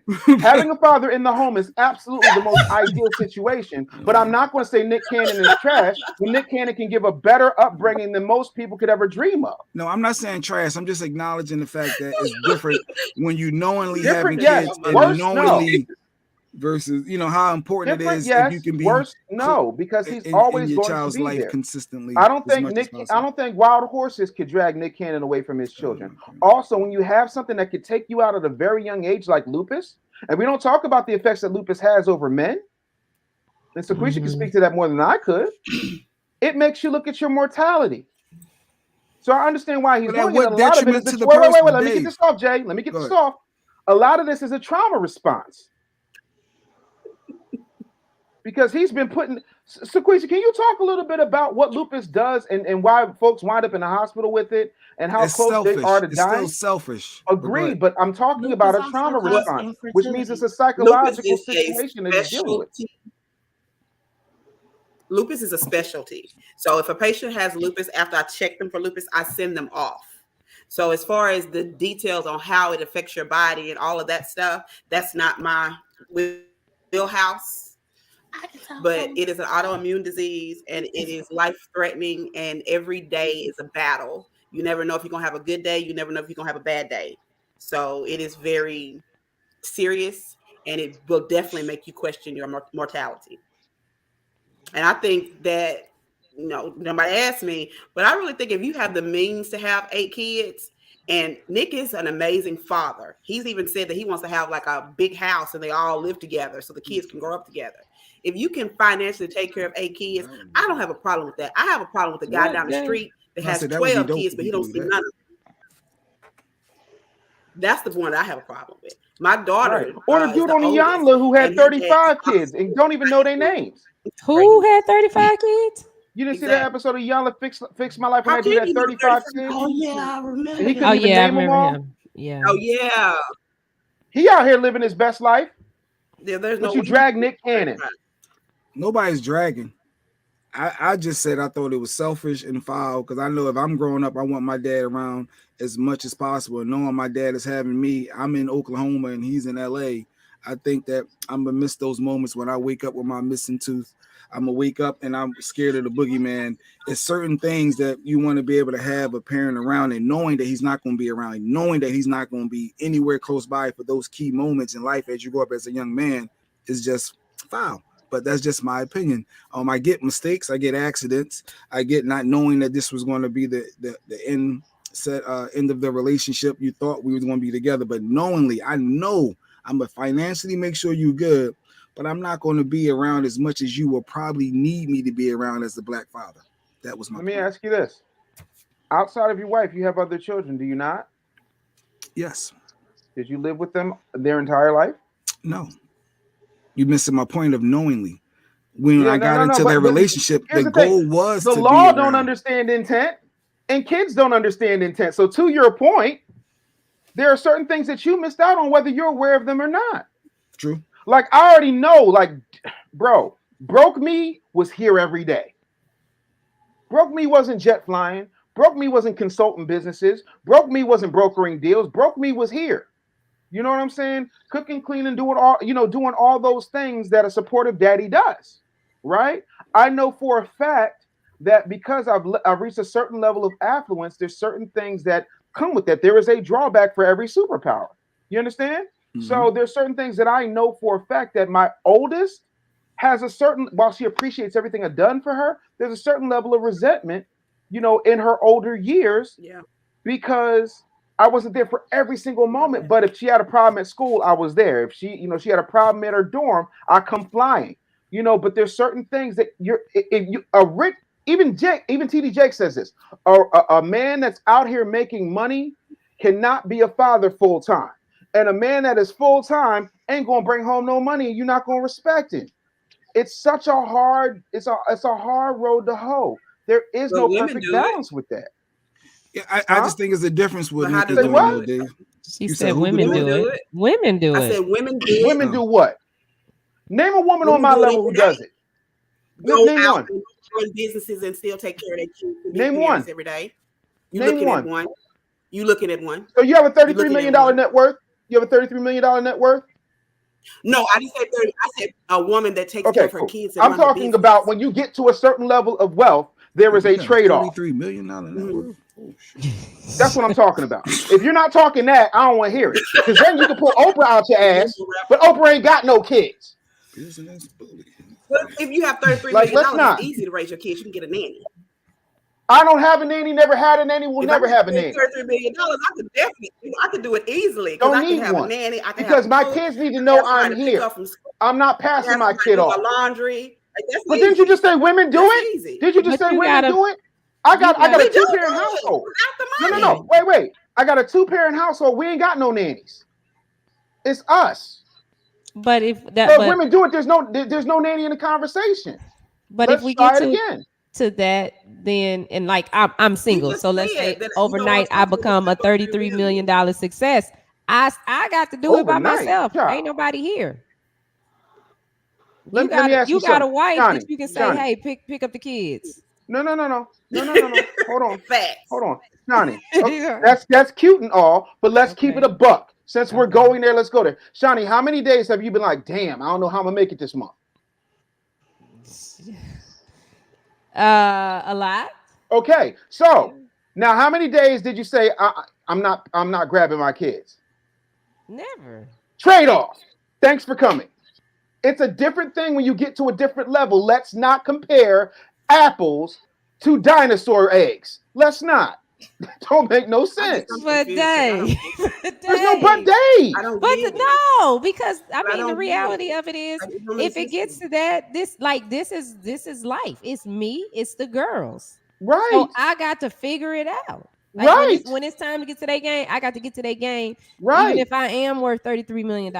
Exactly. When it's time to do, I have to be there. Like I can't wait till you get to 33 so we can actually have a peer conversation about this. I know, and just so y'all know, because you have absolutely no idea what you're talking about. But Dave, there's no but Dave. But congratulations on the weight loss, Dave. Congrats. Thank you. 113.5 pounds. Let's get it. Now I'm looking at your images under the net worth and some stuff I had to Google. Wait, 32 million. But I think it's different when you have somebody there to help you. It's when it's just you. Of course it is. You're only making my point. Dave, I need some money. We gotta figure out how to do some business together, Dave. We're popping like this. We need to. When it's okay for you to walk away and make your I'm gonna have to break down net worth and assets versus Huh? Well, Jay, you can enroll in Dave's course. He really can. Yeah, we could talk. Yeah, I started Monday. I got my little assignment. I'm on track to have my assignment done, Dave. Okay. All right, I'm sorry, Shannon. I threw you off. Let's stay focused. No, but Jay, for real, like you could do that. You could do that. You could be there 3 months. It's supposed to be life changing. Yeah, Stuart Rogers just said it. You can't be a perfect parent and a perfect CEO. Each day you give up something at the expense of other things. Perfect parent. Somebody reported me. Life happens. We still got a slot for you, Sequisha. We still got a slot for you. Listen, if you tired of having more month at the end of the money, what's more important, money or time with your kids? That's a good come to death row. Wait a minute. I'll come to death row. Come to death row. I ain't fucking with death row. You lost me on that one. You lost. So you want to go to death row. You want to go to Dave's death row. Dave's boot camp is Tell him. You can start watching him. Just start watching his lives. That's what I'll say. Just start watching his lives. I love Dave. I love Dave to death because Dave can put me in my place. Dave know how to shut me up real quick. Dave cuss me out every time we talk in a loving way. Okay, so I don't want nobody to be like, why is it always that I'm abusive for telling the truth? Listen, like Shawnee, no, I will give her anything she needs. Listen, he got that name for a reason, but he's really they was all out of business Care Bears. That's all what was left. I got in the line, and they ran out of business Care Bears. So this is what you get. So, in a one-word answer, can we answer this question? One word. For Dave. No, just real quick. And save Dave for last. So, what's more important, money or time with your kids, Kelly? For me, right now, money. Slow your roll. Slow your roll. You got to pick just one real quick. I ain't got no kids, money. You ain't got no kids, so it's money. Sequisa. I need money to spend time with my kids. How about that? Here we go. You always can't just answer the Shawnee. Yeah, that's not an easy answer. That's not. It's not because you need money to spend time. Yeah, I need money to spend time with your kids. I ain't got no money then. Dave, what's the ultimate answer, Dave? Money. Here's why. Right now, while I'm talking to you, right? One of my companies is building aqueducts in Peru, right? One of my companies is recording artists in Nigeria. One of my other companies is cleaning houses in Oklahoma. I make time by having money. The fact that I can teach at Temple University, right? Mm-hmm. And tell my executive team, y'all got it. I'll show up for Q&A. Run this however you need to run it. Just don't let my money drop. Master of all I survey. I am a better father because I have better means to be a better father. All that being there all the time. There's a bunch of y'all who got a bunch of not anybody on this dance because I don't know your life, but there's a bunch of y'all got a bunch of baby daddies that are ready for the new Call of Duty zombie expansion pack because they're sitting there. They got all the time in the world, but they have none of the intention. Money is not bad. Money is a tool to handle absolutely everything else. And the more money I have, the more time I can make. Thanks for coming to my TED Talk. Jeanette said you don't need money to take your kids to the park. Shit, yes you do, because you got to clothe them kids. You got to feed them. You got to feed them kids. You got to make sure it's 20 degrees in Dallas right now. You got to put a coat on them kids. Yes, you do need money. But you get the point of what she's saying is like, is there stuff that you can do with your kids that don't cost? You need money in order to do that, because think about people who are broke working full-time jobs. They're trying to get money. They're living paycheck to paycheck. If you're living paycheck to paycheck, you are stressed. You're not in the best mental state. All of that comes down to money. The Bible even says it. So don't argue with me, argue with God. Money answereth all things. So the average person living check to check in reality, right? I mean, the savings where they may have 2 or 3 months on average, is that the average? Dave, you would know that. The average person has about 2 weeks or 2 paychecks before they're abject poverty driven. So if they lost their job or lost their income, they got about 2 weeks, and then all shit hits 2 weeks the or fan. 2 checks at best. 2 weeks at worst, 2 checks at best. Yep. Those are the numbers. I didn't create Thug Life. I diagnosed it. So how do we change that? I mean, I changed that, but here's the thing. Look at it like this. Look at this. You broke up a little bit, Shaquisha. Say that again, Shaquisha. Sorry. Full head of hair, by the way. I said I did a live on Facebook when COVID first started. I said that there's more than one way to die from COVID. You can die from COVID financially, because if you can't work for 2 or 3 weeks and you already struggling, then what you're going to do? That's when I told people to go out and find ways to make money from their home. That's when I did the boot camp. That's when I started doing speaking engagements. That's when I started doing, coaching and start making money outside. My daughter started her own business. She makes candles and bath salts and sugar scrubs. Like I told everybody, you need to figure out a way to make money from your home. And now I have so many people telling me I should have listened to you, because now my job won't pay me because I was out for COVID the first time. This is the second time. I was 3 weeks in the hole. Now I'm in the hole again. And there's a lot of people that are suffering, stressed out. Suicide is through the roof now. Like, it's all because of money, and people don't realize that. And they said that in last year, Black people spent $1 trillion into the economy, but our net worth went down by 14%. 40% of Black businesses went out. Every nurse practitioner that I started out with in private practice went out of business. I came this close only because a friend of mine pointed me to a company that let me do telemedicine. That's the only reason why I'm still in business. Let me say this, right?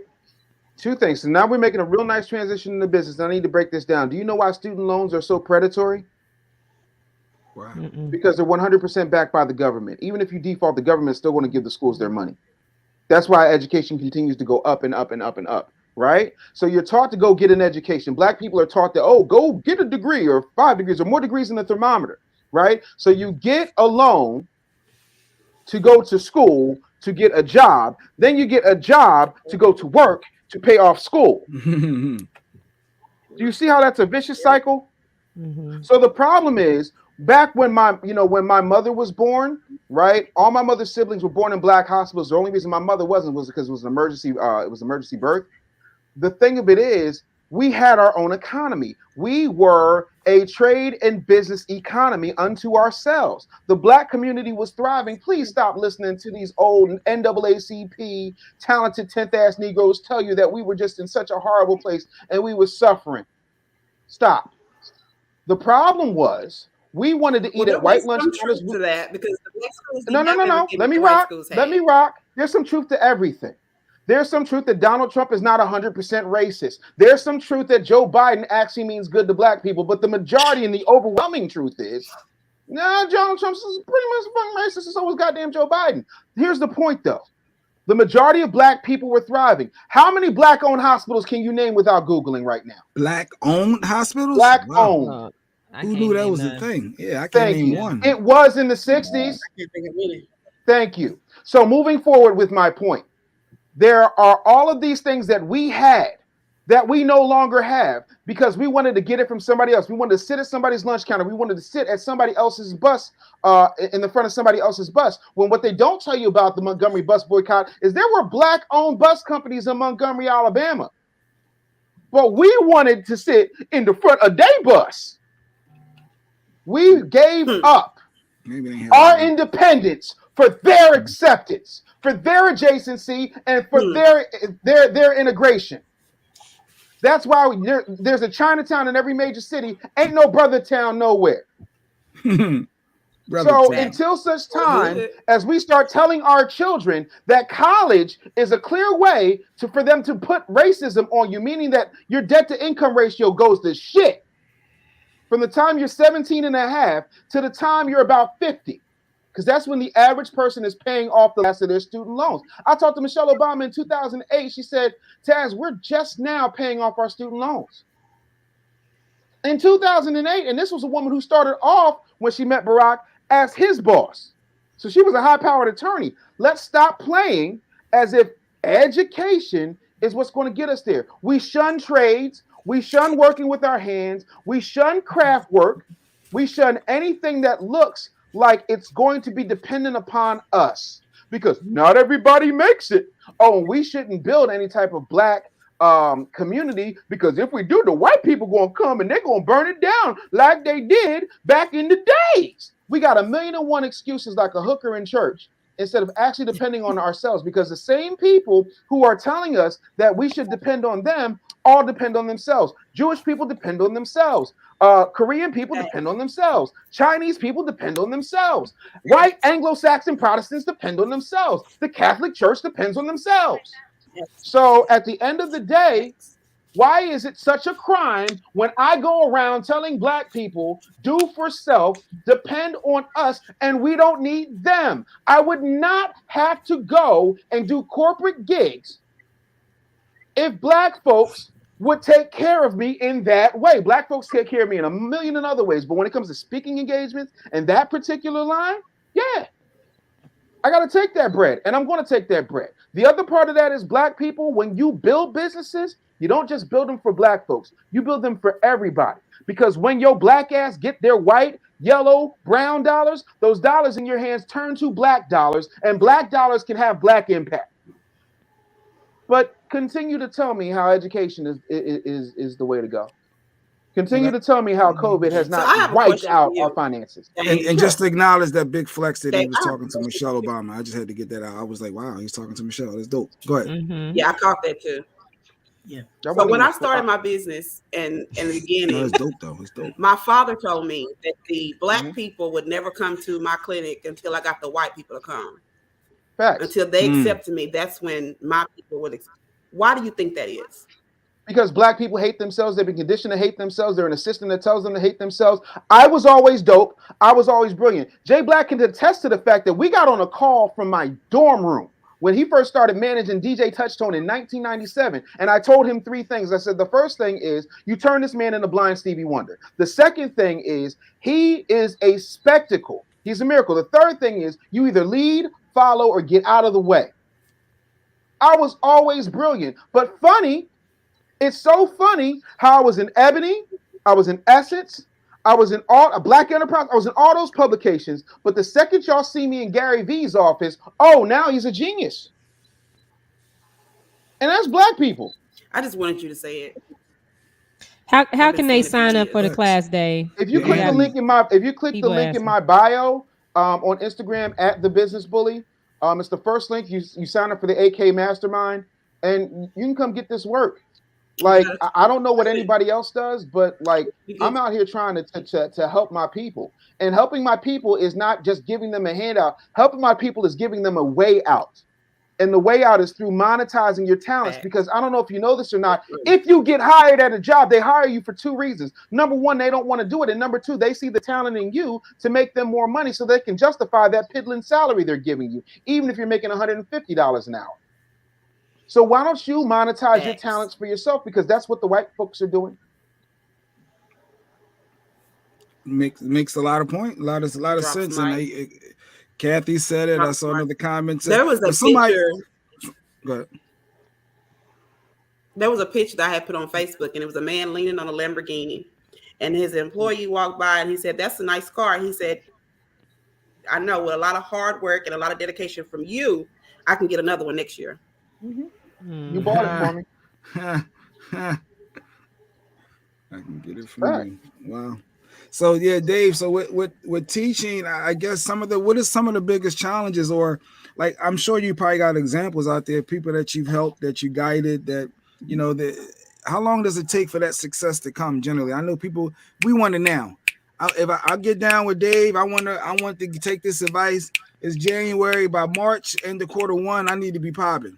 That's not reality, but I know that's not reality. In reality, worst case scenario, I can get you to 5 figures in 90 days.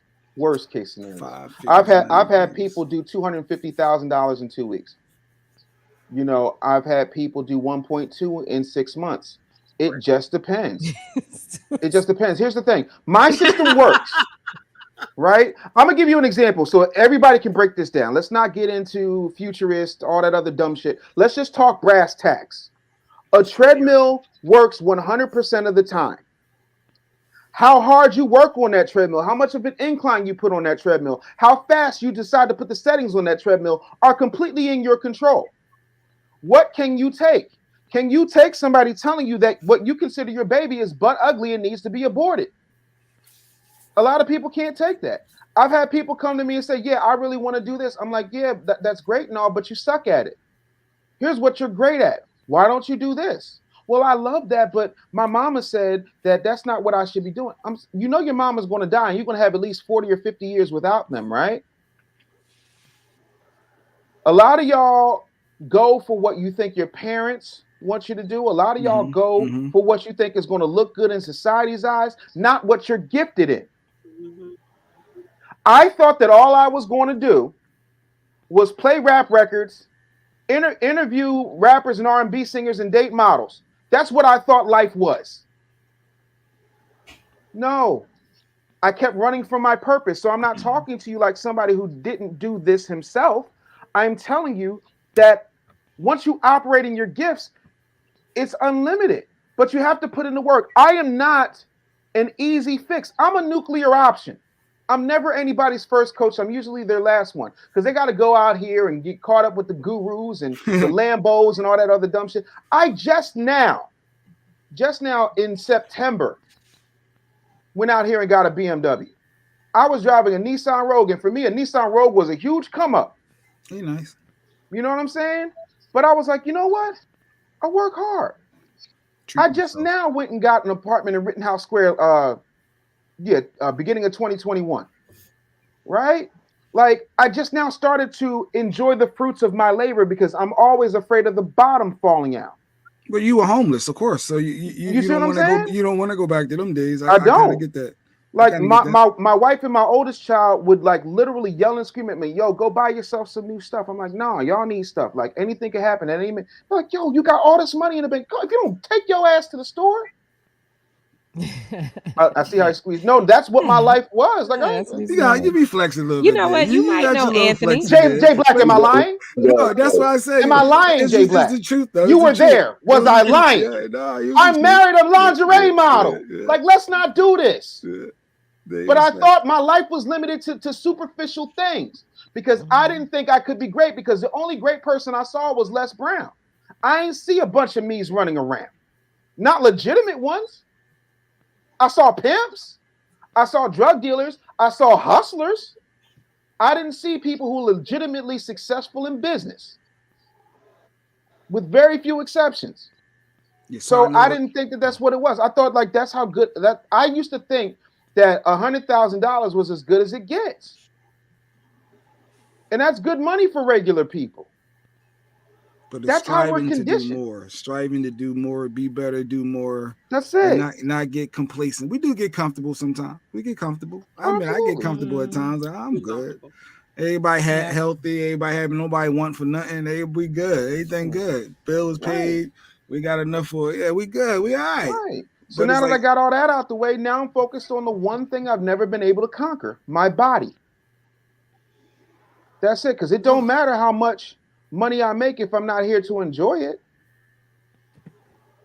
Next. At least they didn't say we out here popping bottles. No, he ain't popping. Yeah, I would never do that. Like even in my most ignorant days, like for what? I'm gonna pop bottles and then when I can go right down to the liquor store and buy the same bottle of Moet for $50. Like no, that's dumb stuff because that's for people who want to make broke look cool. I was never that. So Stuart, you want to get on Stuart? The link is sit there. I think Stuart wanted some comments. He said we ain't getting comments from the other panelists.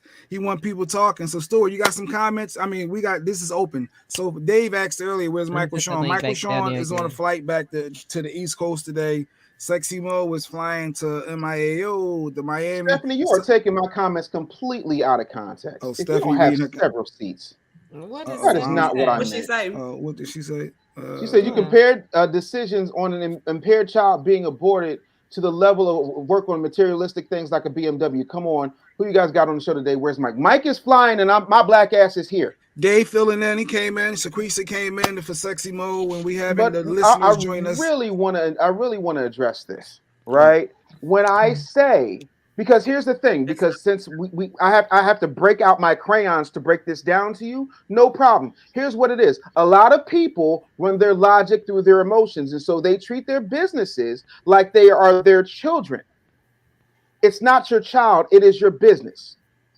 Right? So I remove the emotional attachment of this so-called business baby because it's not a business baby. It does not exist. And what I said was, I just now started doing things to enjoy the fruits of my labor because I was never that person. I just now went and got a BMW.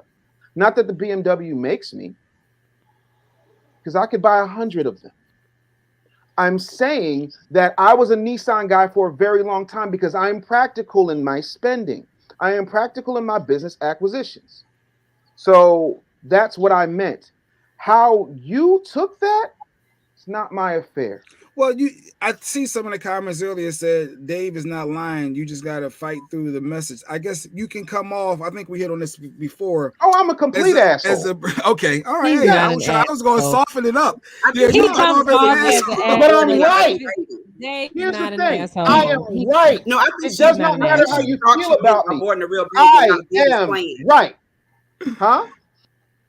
What'd you say, Shaquisha?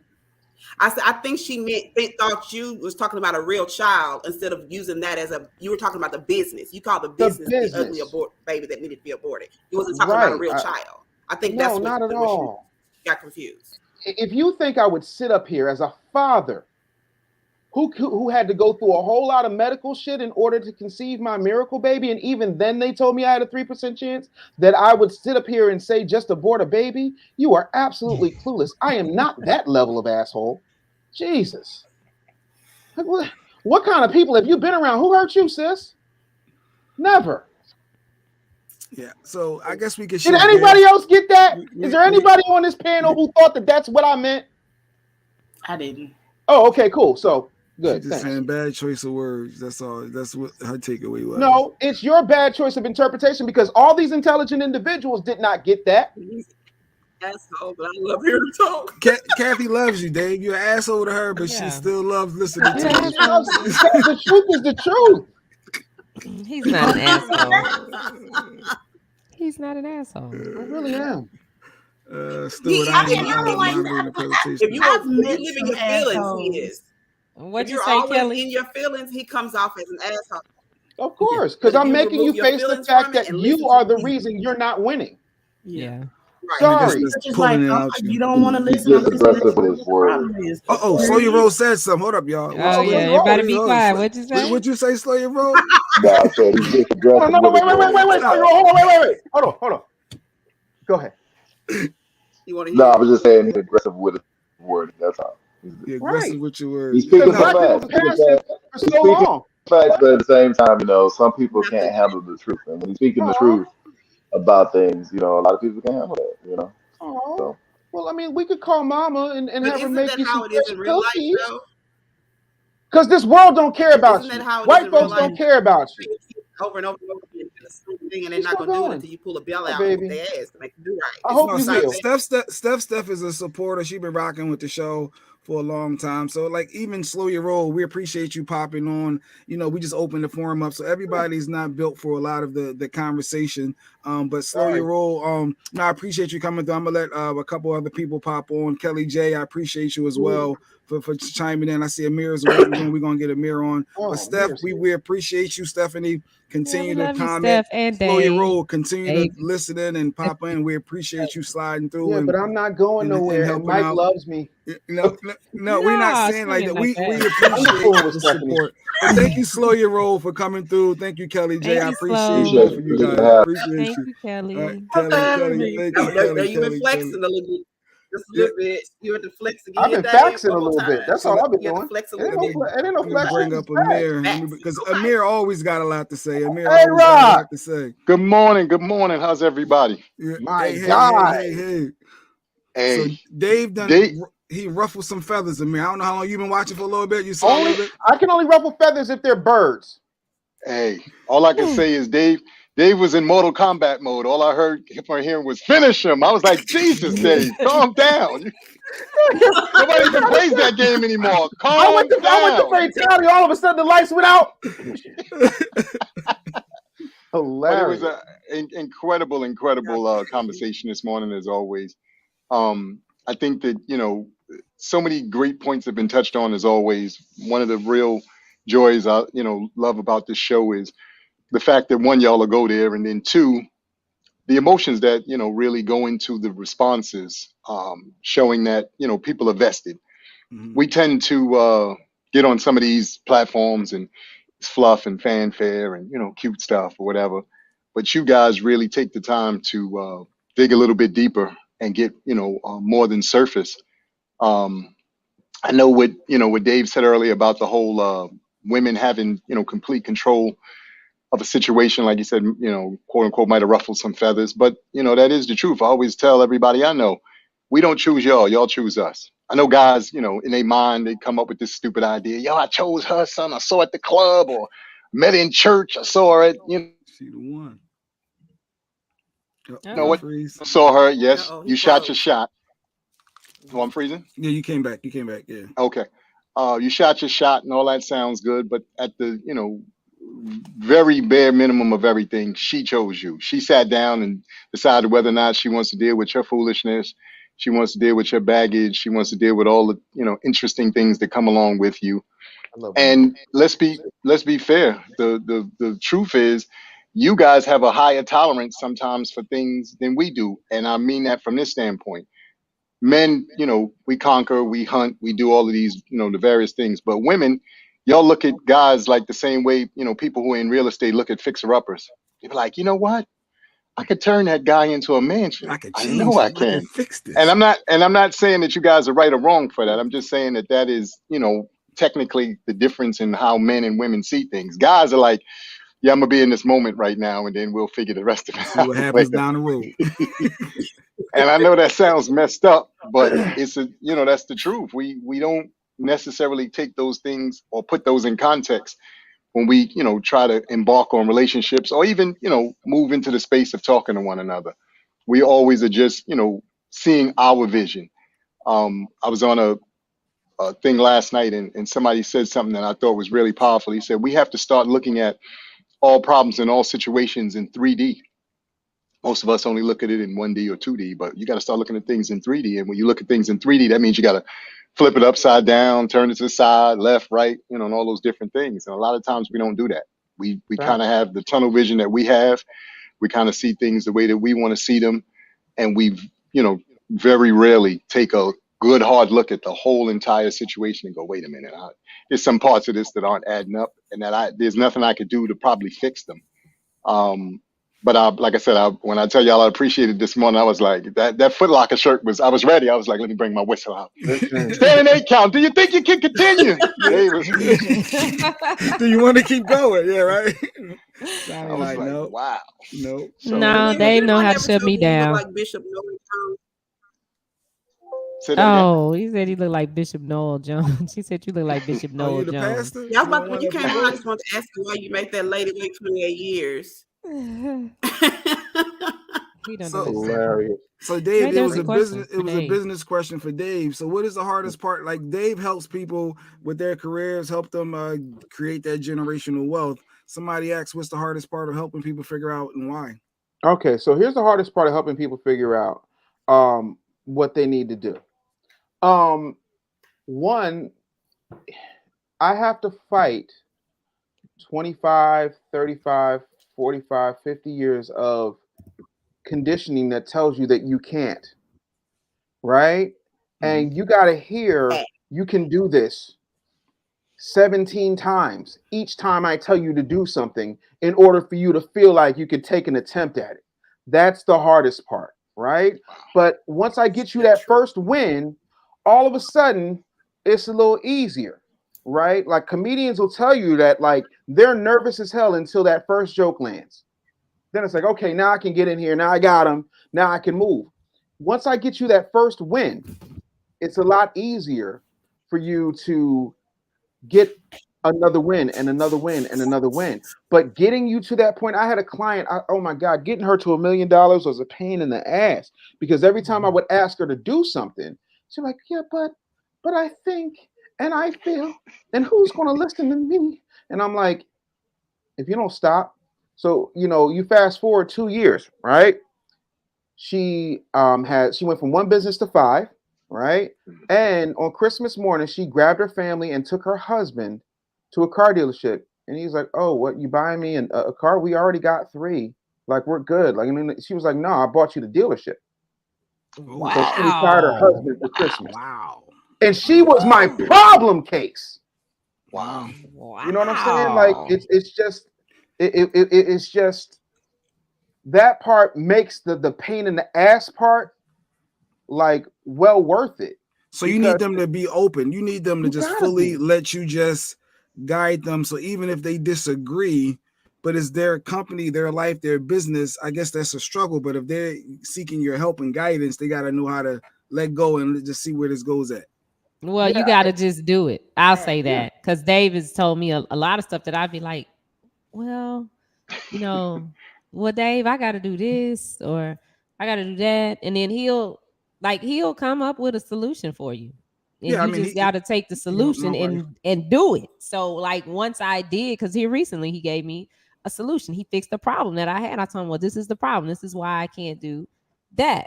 So you know what he did? He fixed the problem.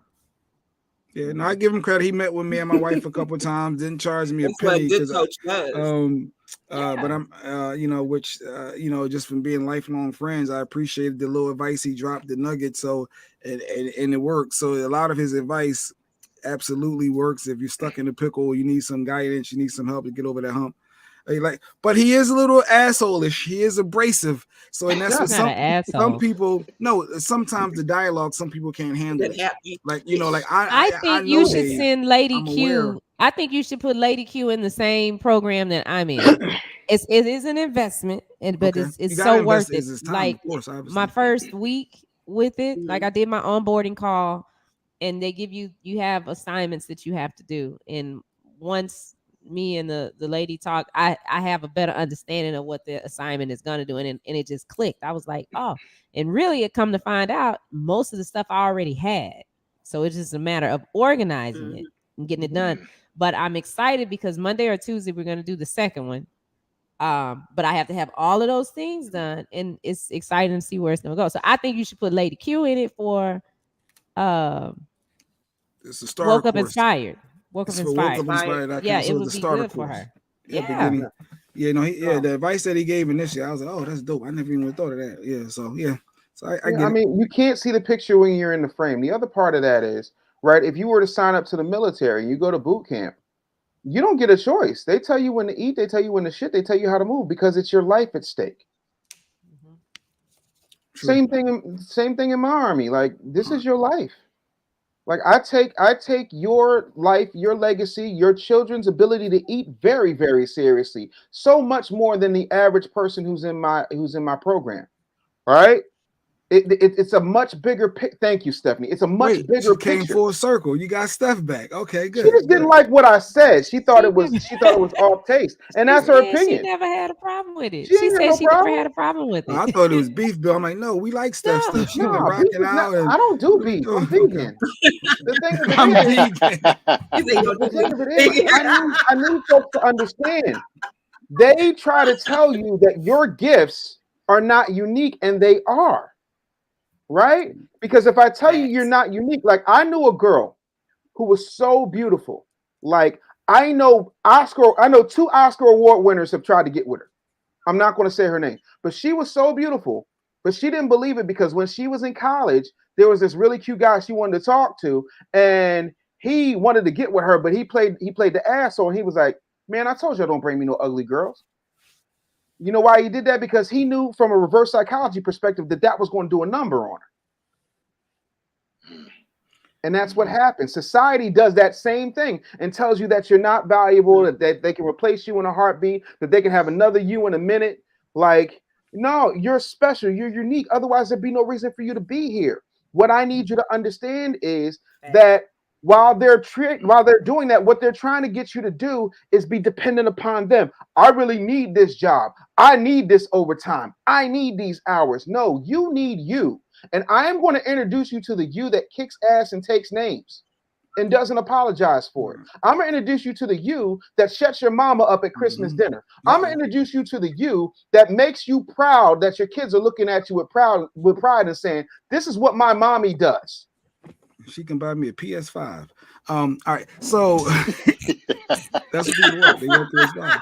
That's what the kids want. But let's shift gears. Spider-Man crazy though.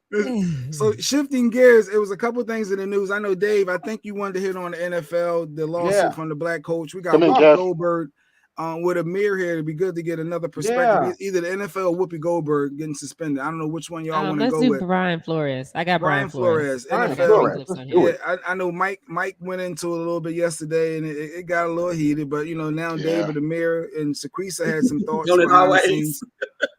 So I guess you could play the first clip of what's going on, Shawn, to get everybody up to speed who may not know, live in the bubble, and then we can let everybody go on that. Before I interviewed, I received a text message from Bill Belichick saying congratulations on the Giants, essentially congratulations on the Giants job. There was a little bit of back and forth. We have the text messages there on the screen. Yeah, there was some back and forth and some confusion because you haven't sat down with the Giants yet. I have not sat down with the Giants. There was some back and forth, and I asked him, "Is this you talking to the right Brian?" And as you've seen through the text messages, he was actually thought he was texting Brian Daboll, who they ended up hiring. Yes, sir. So at that point, how did that make you feel, knowing that you were walking into an interview where a decision might have already been made? It was a range of emotions: humiliation, disbelief, anger. Now I've worked so hard to get to where I am in football, to become a head coach. Put 18 years in this league, and it was to go on what was going to be what felt like or what was a sham. All right, so y'all got the gist of it. So Dave, I know we hit on this. Everyone is aware. Amir, Saquisa, who wants to go first? Well, I'll say this. We, like you said, we had a sports talk show yesterday, Box Seats, which it really got heated, big time. But this is what I'll say. First off, I think that this particular situation is so unfortunate that we still have to make this newsworthy in this day and age. You would like to believe that now, just through the fact that proven techniques, the things that these gentlemen do, how in particular this gentleman in the last 2 years has had a winning coaching situation in Miami, even though he's had subpar or players that may or may not be up to some of the other teams' greatness. It shows you that, as always, we still have to do 9,990 million things better than them to get the 1% that they get for being average and or mediocre. Now, I don't say that to knock whatever it is they do and how they go about things, but I will say this. I find it interesting that in the particular case of this gentleman, because somebody brought this up, matter of fact, comedian Fake brought this up, and I thought that it was interesting. Bill Belichick, to my knowledge, has always been known as a very great tactician, meaning when his teams go out there on the field, they're super prepared for what they're going to be up against. Now, I get it. Dave and myself could have the same first name, He's Dave Anderson. I could be Dave Sealy. But I'm a little sketchy on believing that a guy who's supposedly this good at being, so attention to detail, all of a sudden he slips up and, that was an accident. I don't know if it was an accident. I really think that in a real sense, there is, so much deep rooted and underlying things going on as far as the NFL is concerned, and has been for years. It's not like, this is the first time this has happened, but it's just as interesting that in this particular case, this came to a full head. The Giants, as we know, have always been a organization that had been sketchy at best, especially when it comes to African Americans and their hiring practices over there. I'm a New Yorker, so I usually cheer for the Giants, Jets, Buffalo Bills, everything New York. But in this particular case, this was one of those things that kind of makes you look at the organization differently and makes you look at the sport differently. Now, I know most of us will say, I'll quit watching the sport like some of us did when Colin Kaepernick, had his issues a couple of years back. But it's hard to, because in all fairness, and I know Dave has, probably addressed this, we're whores to the NFL. We're whores to, the various things as far as the world goes. We have been led to believe that if you don't tune into football every week, you're missing something. If you're not cheering for your team, whatever city, you may be from, then you're not really a person from your city. So it's just all these dumb things that we utilize as ways to give ourselves the reason to go along with the dumb stuff that we do. The last thing I'll say is this: football, just like what is going on with the government, is an abusive relationship. The funny thing is, when it comes to regular life, if you was in an abusive relationship, you would quit the person. But football, the government, and everything else, we continue to go back. Pretty interesting.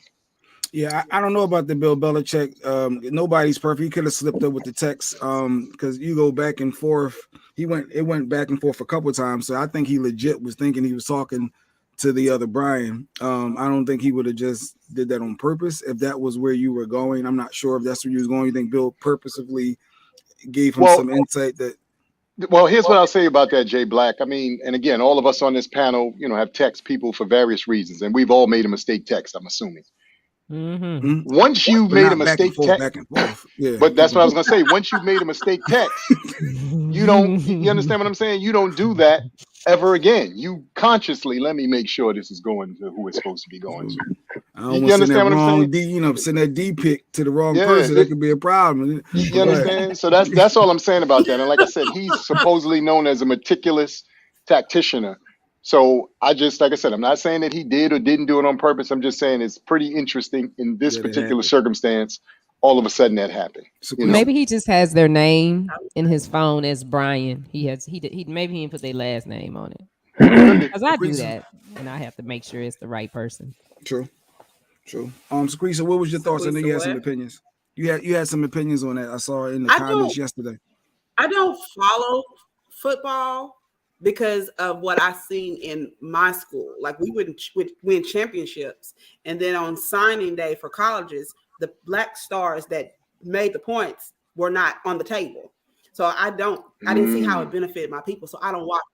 But as a nurse, I can tell you there has been several times when I have been passed over, when I've had way more qualifications than the people that I work with. When I signed up to do ICU, like I was the only nurse there with experience. And most ICUs, you have to have experience. It was 15 of us. 14 were white. They were brand new nurses, but they would not let me on there till I finished my certification. They had no certification, but that's what we deal with. Like, this is nothing new. It's nothing new. This has been going on forever. And that's the reason why I tell all of my friends, like, you're getting your college degrees and you're going in and getting these jobs, but if they don't hire you, then what do you do? But that's why we need our own NFL. That's why we need our own communities. That's why we need our own everything, because you're still stopped at the limit where they let you go. You can't go no higher than what they let you go. Now, the one thing that Mike said yesterday, I didn't want to tell him he had some valid points because I don't like that. They never say he was right. Yeah, and I can't. I would never.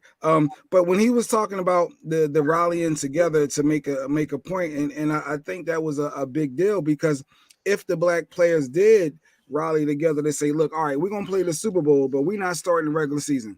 We're not going to mini camps. We're not doing anything until there's change done. If that's said now and everyone knows what's on the horizon before the mini camps start, I think there will be a change. I think if that's like we're unified and this is what it is and everybody's stuck together with the black players, absolutely, it cannot be the NFL, Dave, without the black players. It just can't. Every team has a bunch of superstar African-American players that we all bonded together. And there would be a lot of white players that would, rock out too. But it would literally start a movement that change would happen. That Denver Broncos team would, but I guess we're going down that slippery slope of demanding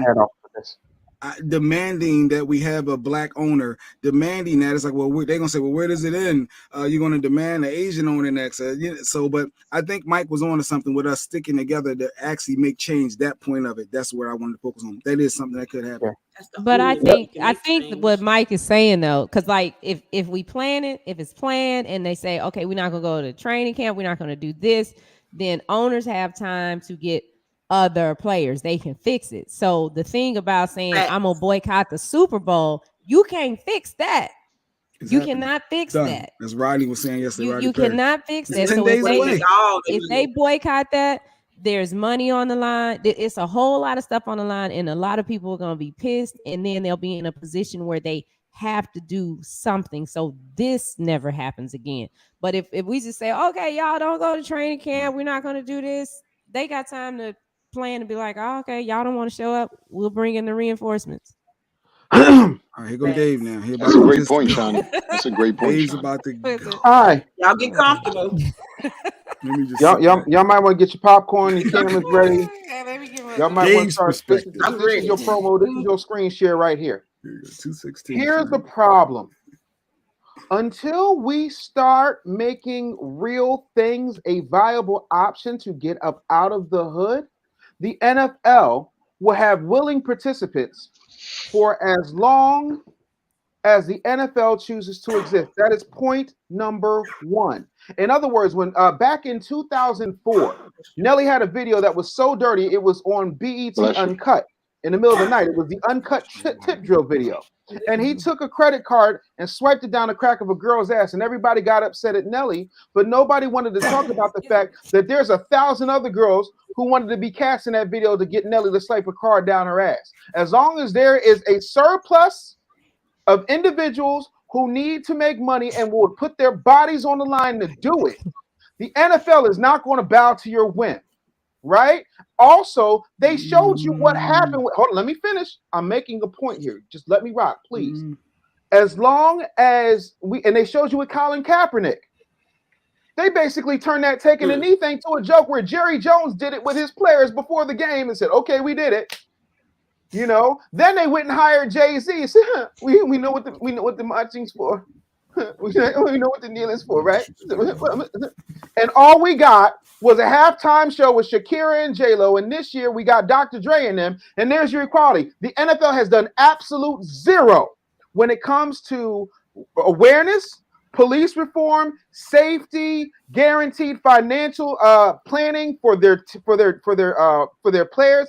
The average NFL player is broke within 4 years of retirement, right? So now, here's the solution that actually makes sense. And I've said this before, and people got mad at me talking about, oh, you don't like Cap. Cap don't like Cap. Because if Cap really wanted to play ball, right, Cap would have went and got with Master P, because Master P has an arena football league.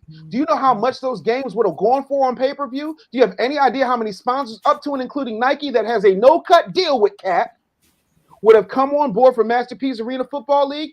Cap could have went to Vince McMahon's XFL. They already had Fox and NBC in place and several sponsors. So there were other options. Now, Brian Flores was told in no uncertain terms by Bill Belichick inadvertently, let's just go with inadvertently, that Brian got a job. And Brian Flores knew. He's like, are you sure you're not talking about Ballers or whatever the hell his last name is? What is the last name? What is it, Amir? The other Brian? I forgot Brian. The one that got the job. B-ball or something. White Brian. Ball. Brian the Ball. Like that. Yeah. So he was like, you sure you're not? You talk. This is Flores, not the Ball, because he already knew the Ball was getting that job. And the fact that Belichick was like, yeah, congrats. He's like, you sure you're talking to the right guy? Because you must have heard something I didn't hear. They automatically know. In 2003, the NFL introduced something called the Rooney Rule, which says that you have to give black people an opportunity, interview for these things. Good faith, minority. Right. You know, so minority is somebody with one drop of black blood, but we're going to go ahead and go off, right? On top of that, there were at one point, 8 coaches or 4 coaches? It was 8. It was 8. Like, I think it was 8 black coaches at one point. It was 8 black coaches. Now there's 1. Right? The other part of that is the NFL is a farce. The NFL is faker than the WWE. And when I'm on box seats, they hate me for saying it, but it's the truth. Number 1, if you deflate the balls, you're infecting the course of the game. Number 2, if you control the referees, you're affecting the course of the game. Number 3, if you're limiting where the players can go and how the players that can move, you're affecting the course of the game. On top of that, when it comes to these people in the NFL, one of my mentors, a guy named Bob Bodine, placed the commissioner at the head of the NFL. And do you know who the commissioner, Roger Goodell, interviewed to get the job at the NFL? He interviewed with all of the owners of the teams. So the owners of the teams control the commissioner. The commissioner does not control the owners of the team. The commissioner is there to serve at, you know how like the vice president will say, I serve at the pleasure of the president of the United States. The commissioner of the NFL serves at the pleasure of the owners of the teams that make up the National Football League. The National Football League is not bigger than the sum of its parts. So if you want a change, not only do you have to boycott, because they'll give you a token. They already did that with Major League Baseball. That's how we got Jackie Robinson. They'll give you a token. What they won't do is give you everything you deserve, because they're not putting you in a position of power to dictate anything that happens in that league worth talking about. You're employees. You're glorified slaves. So if you want to do something, take your ass to the USFL and go to a black-owned football organization like the XFL, which is owned by Dwayne "The Rock" Johnson, who is a black man. His other partner who owns the XFL is his ex-wife, business partner, and manager of everything DC and Henry Cavill, Danny Garcia. So you have a black man and a brown woman owning a football league. So not only that, but you also get an opportunity to prove how dope you are so that the NFL can then give you a bigger paycheck. If you want change, leave the league, take your ass to the XFL, option to go to the XFL first. That's how you make change. You're not going to change them because the only thing they understand is their finances. And then if you go, but Dave, none of that's going to work. And what about me? I'm not a player. I want to impact change too. Then here's what your bitch ass does. I need you. Every black person who listens to me, I need you to watch football. I'm fucking begging you. Even if you don't, even if you do it on principle, I need you to watch the Super Bowl especially. And I need you to watch the commercials, not because they're entertaining, but I need you to write down who owns the sponsors who are sponsoring. Then I need you and all your homegirls, all your sorority sisters, all your frat brothers, all your homeboys at local Union 235 trash men Teamsters to get together and write letters, not just emails, fucking physical letters to these corporations and say that as long as there is breath in my lungs and breath in my lineage, meaning for 3 generations, we will not support your product and we will give our attention to your main competitor if you do not force the NFL to make drastic sweeping changes, because black people have a $1.6 trillion buying power and spending power. However, we don't have any wealth. So what happens is they care about what you're going to spend in the immediate, and they also care about what you're going to spend in the long term. If you kill their sponsors, you kill the dragon. The shield cannot stand without sponsorship. That's what your bitch ass needs to do. But you won't, because just the same way y'all forgot about Colin Kaepernick is the same way you forgot about Trayvon Martin, is the same way you forgot about Sandra Bland, is the same way you forgot about Mike Brown. You continue to move as long as the news cycle tells you it's okay to protest. Just like y'all was going to occupy Wall Street, Negroes. What happened? Y'all don't unionize because they know y'all don't even need a union, because y'all will break The second we give y'all a crumb or a butter biscuit, your coon ass is going to break. And that's why the NFL ain't worrying about you. Well, who's the leader? We need that Barack. When Mike said who, I thought Barack. No. We don't. Let me ask you something. Right now, Jay Black. You do need somebody to unify everybody. You do. That Martin Luther King aspect I'm is about to go real. Michael Shoney because I'm not going to let you skip past that question. Who is the leader? So I'm going to answer your question with the question. Who's the leader of the Hispanic people who make sure that their images don't get jacked up out here? Who is the leader of the Chinese people that has a Chinatown in every single major city? What's their name? I get your point. No. Because when you identify a leader, they martyr them. Ask MLK how well that worked out. Ask when they gave Farrakhan cancer deliberately, how well it worked out. Huh? How do you organize without a leader? No, you have a leader. You just don't publicize it. There are companies I own. There are companies I own that you don't know I own that you use. Mm-hmm. He just told all our bitch asses that we need to watch the Super Bowl, write the companies down, and our bitch that's a lot of work. Black folk, we ain't writing letters. We ain't eating. That's not a lot of work. That's 40 hours a week for a white man that don't respect you, that will replace you. You can work hard to show people you got red bottom shoes. You can work hard to show people that you floss and you going on vacation, but your bitch ass can't write a fucking letter. You deserve everything you get. And that's why you'll never be where I am. Finish him. That's not a flex. I told you.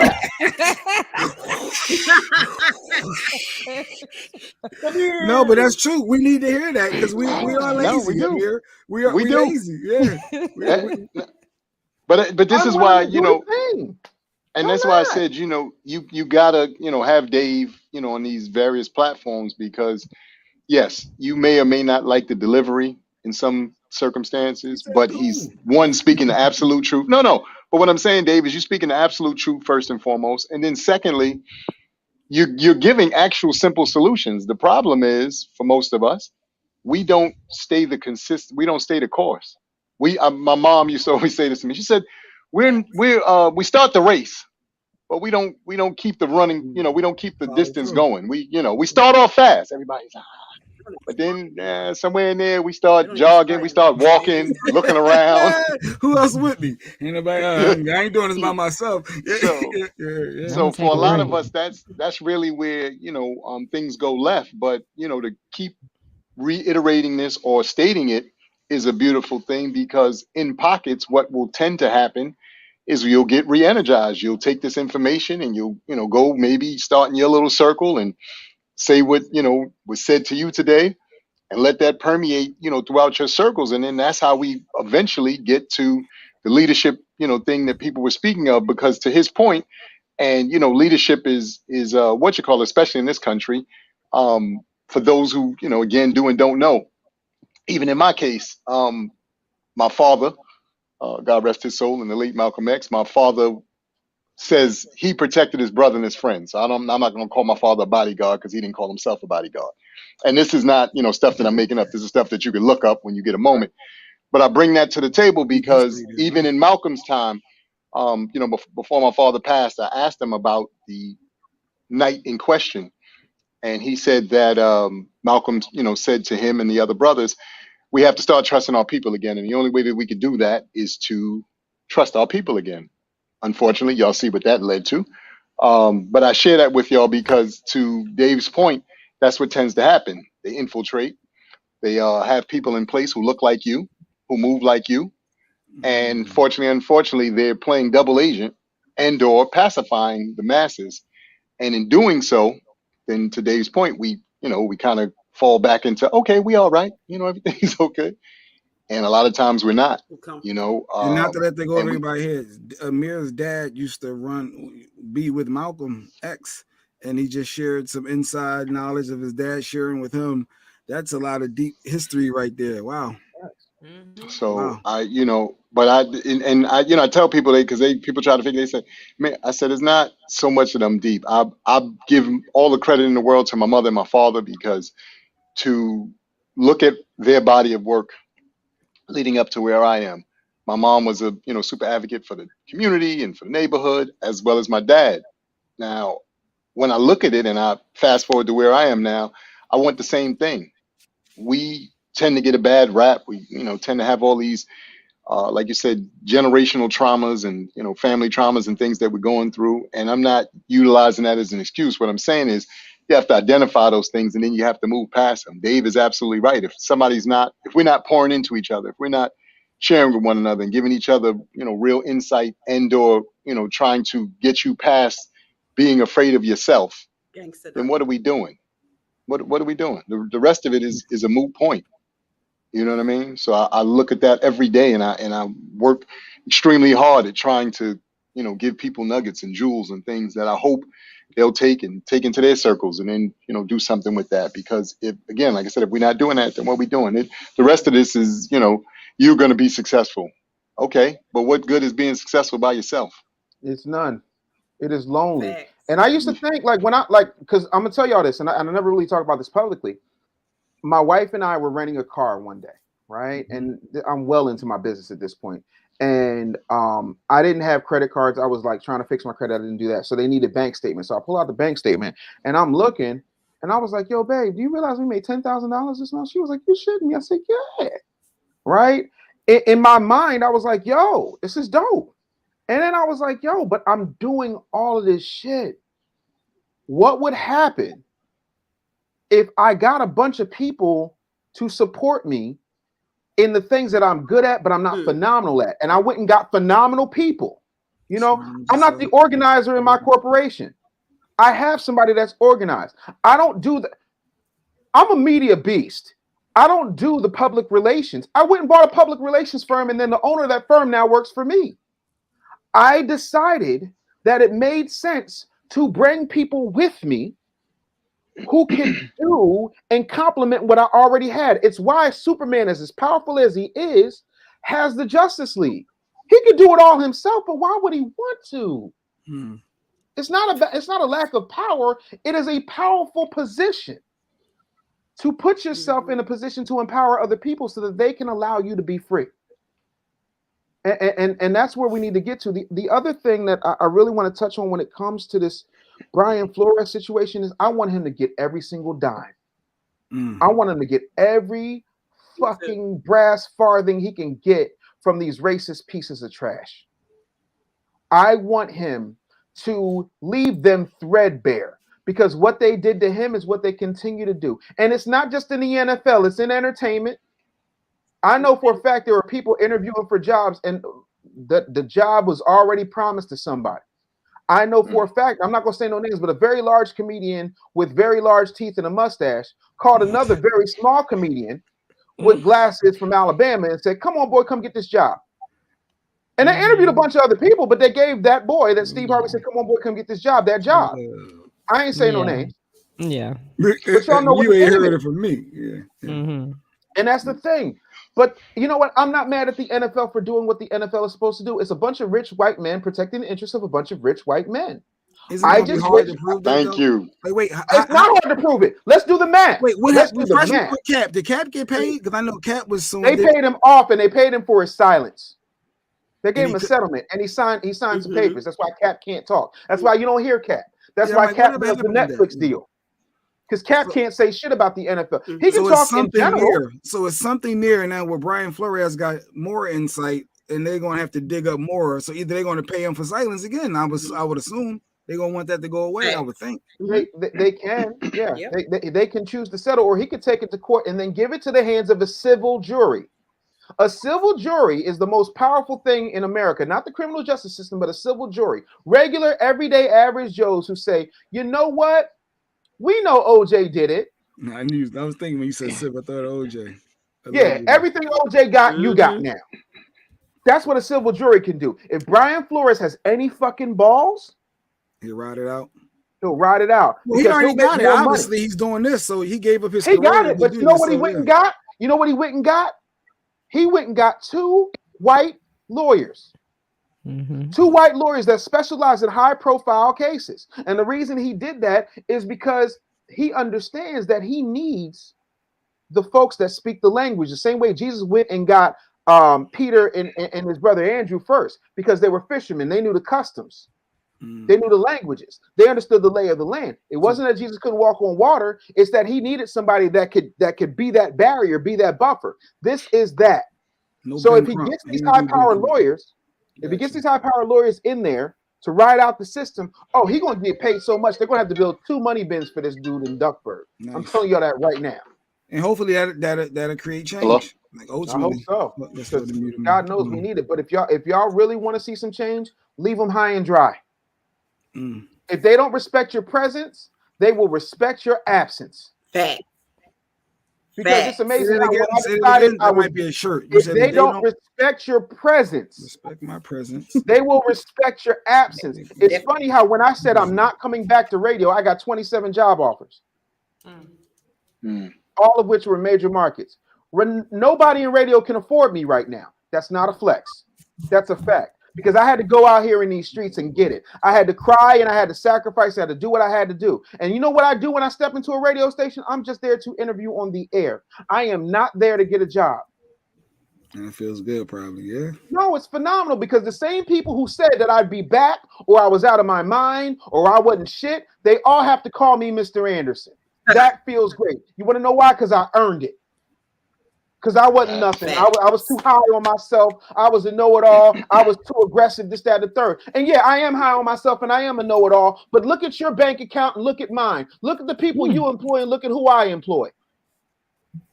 Look at the lives I impact and look at who you impact. Because you still waiting to hope that ratings book comes out and you can keep your job.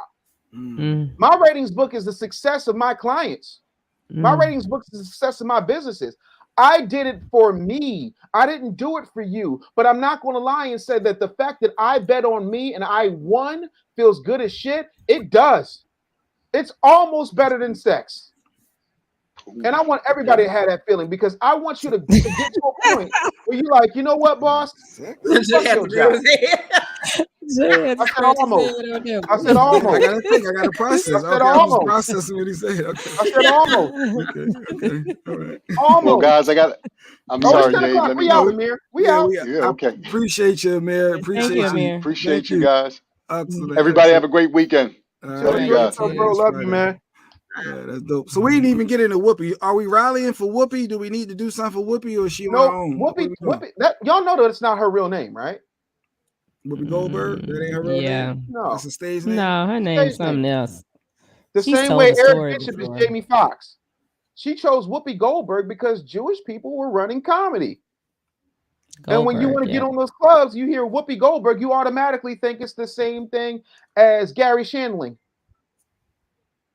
So Whoopi has been riding for those types of people for a very long time. And while Hitler was talking about white Anglo-Saxons are the superior race and blonde hair and blue eye was superior, we all see how blonde hair and blue eyed Hitler was. And I know plenty of Jewish people, rabbis, regular Jews, who will tell you that it's not a race, it's a religion. Oh no, we're not a race. It's culture, but this is a spiritual. This is a spiritual thing. Anybody can be Jewish. Sammy Davis Jr. was Jewish. So I don't really think it's a racial thing, but I think what they did was they were spanking Whoopi.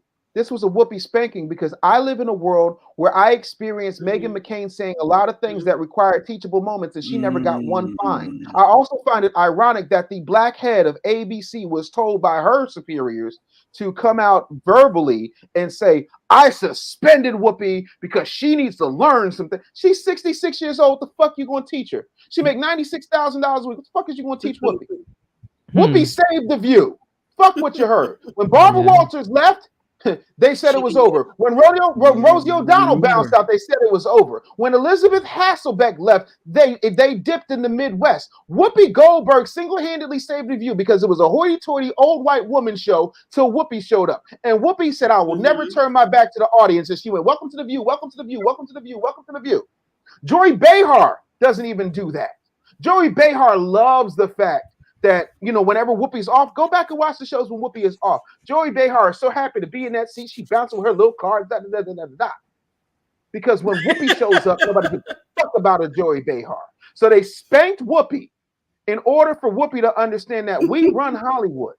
But if Whoopi wanted to, and if Whoopi's pissed off enough, Whoopi Goldberg would be the hottest daytime talk show free agent in the history of the medium. Doing it. And for the record, I'm not hopping in this seat for Mike. We need Mike Shawn back. I'm glad he'd be back Monday. This was a one-time. You did good, Jay. You did good. Trying to get a moderator entertained. I'm proud of you. Yeah. You proud of me, Dave? Oh, your wife bring her ass over here.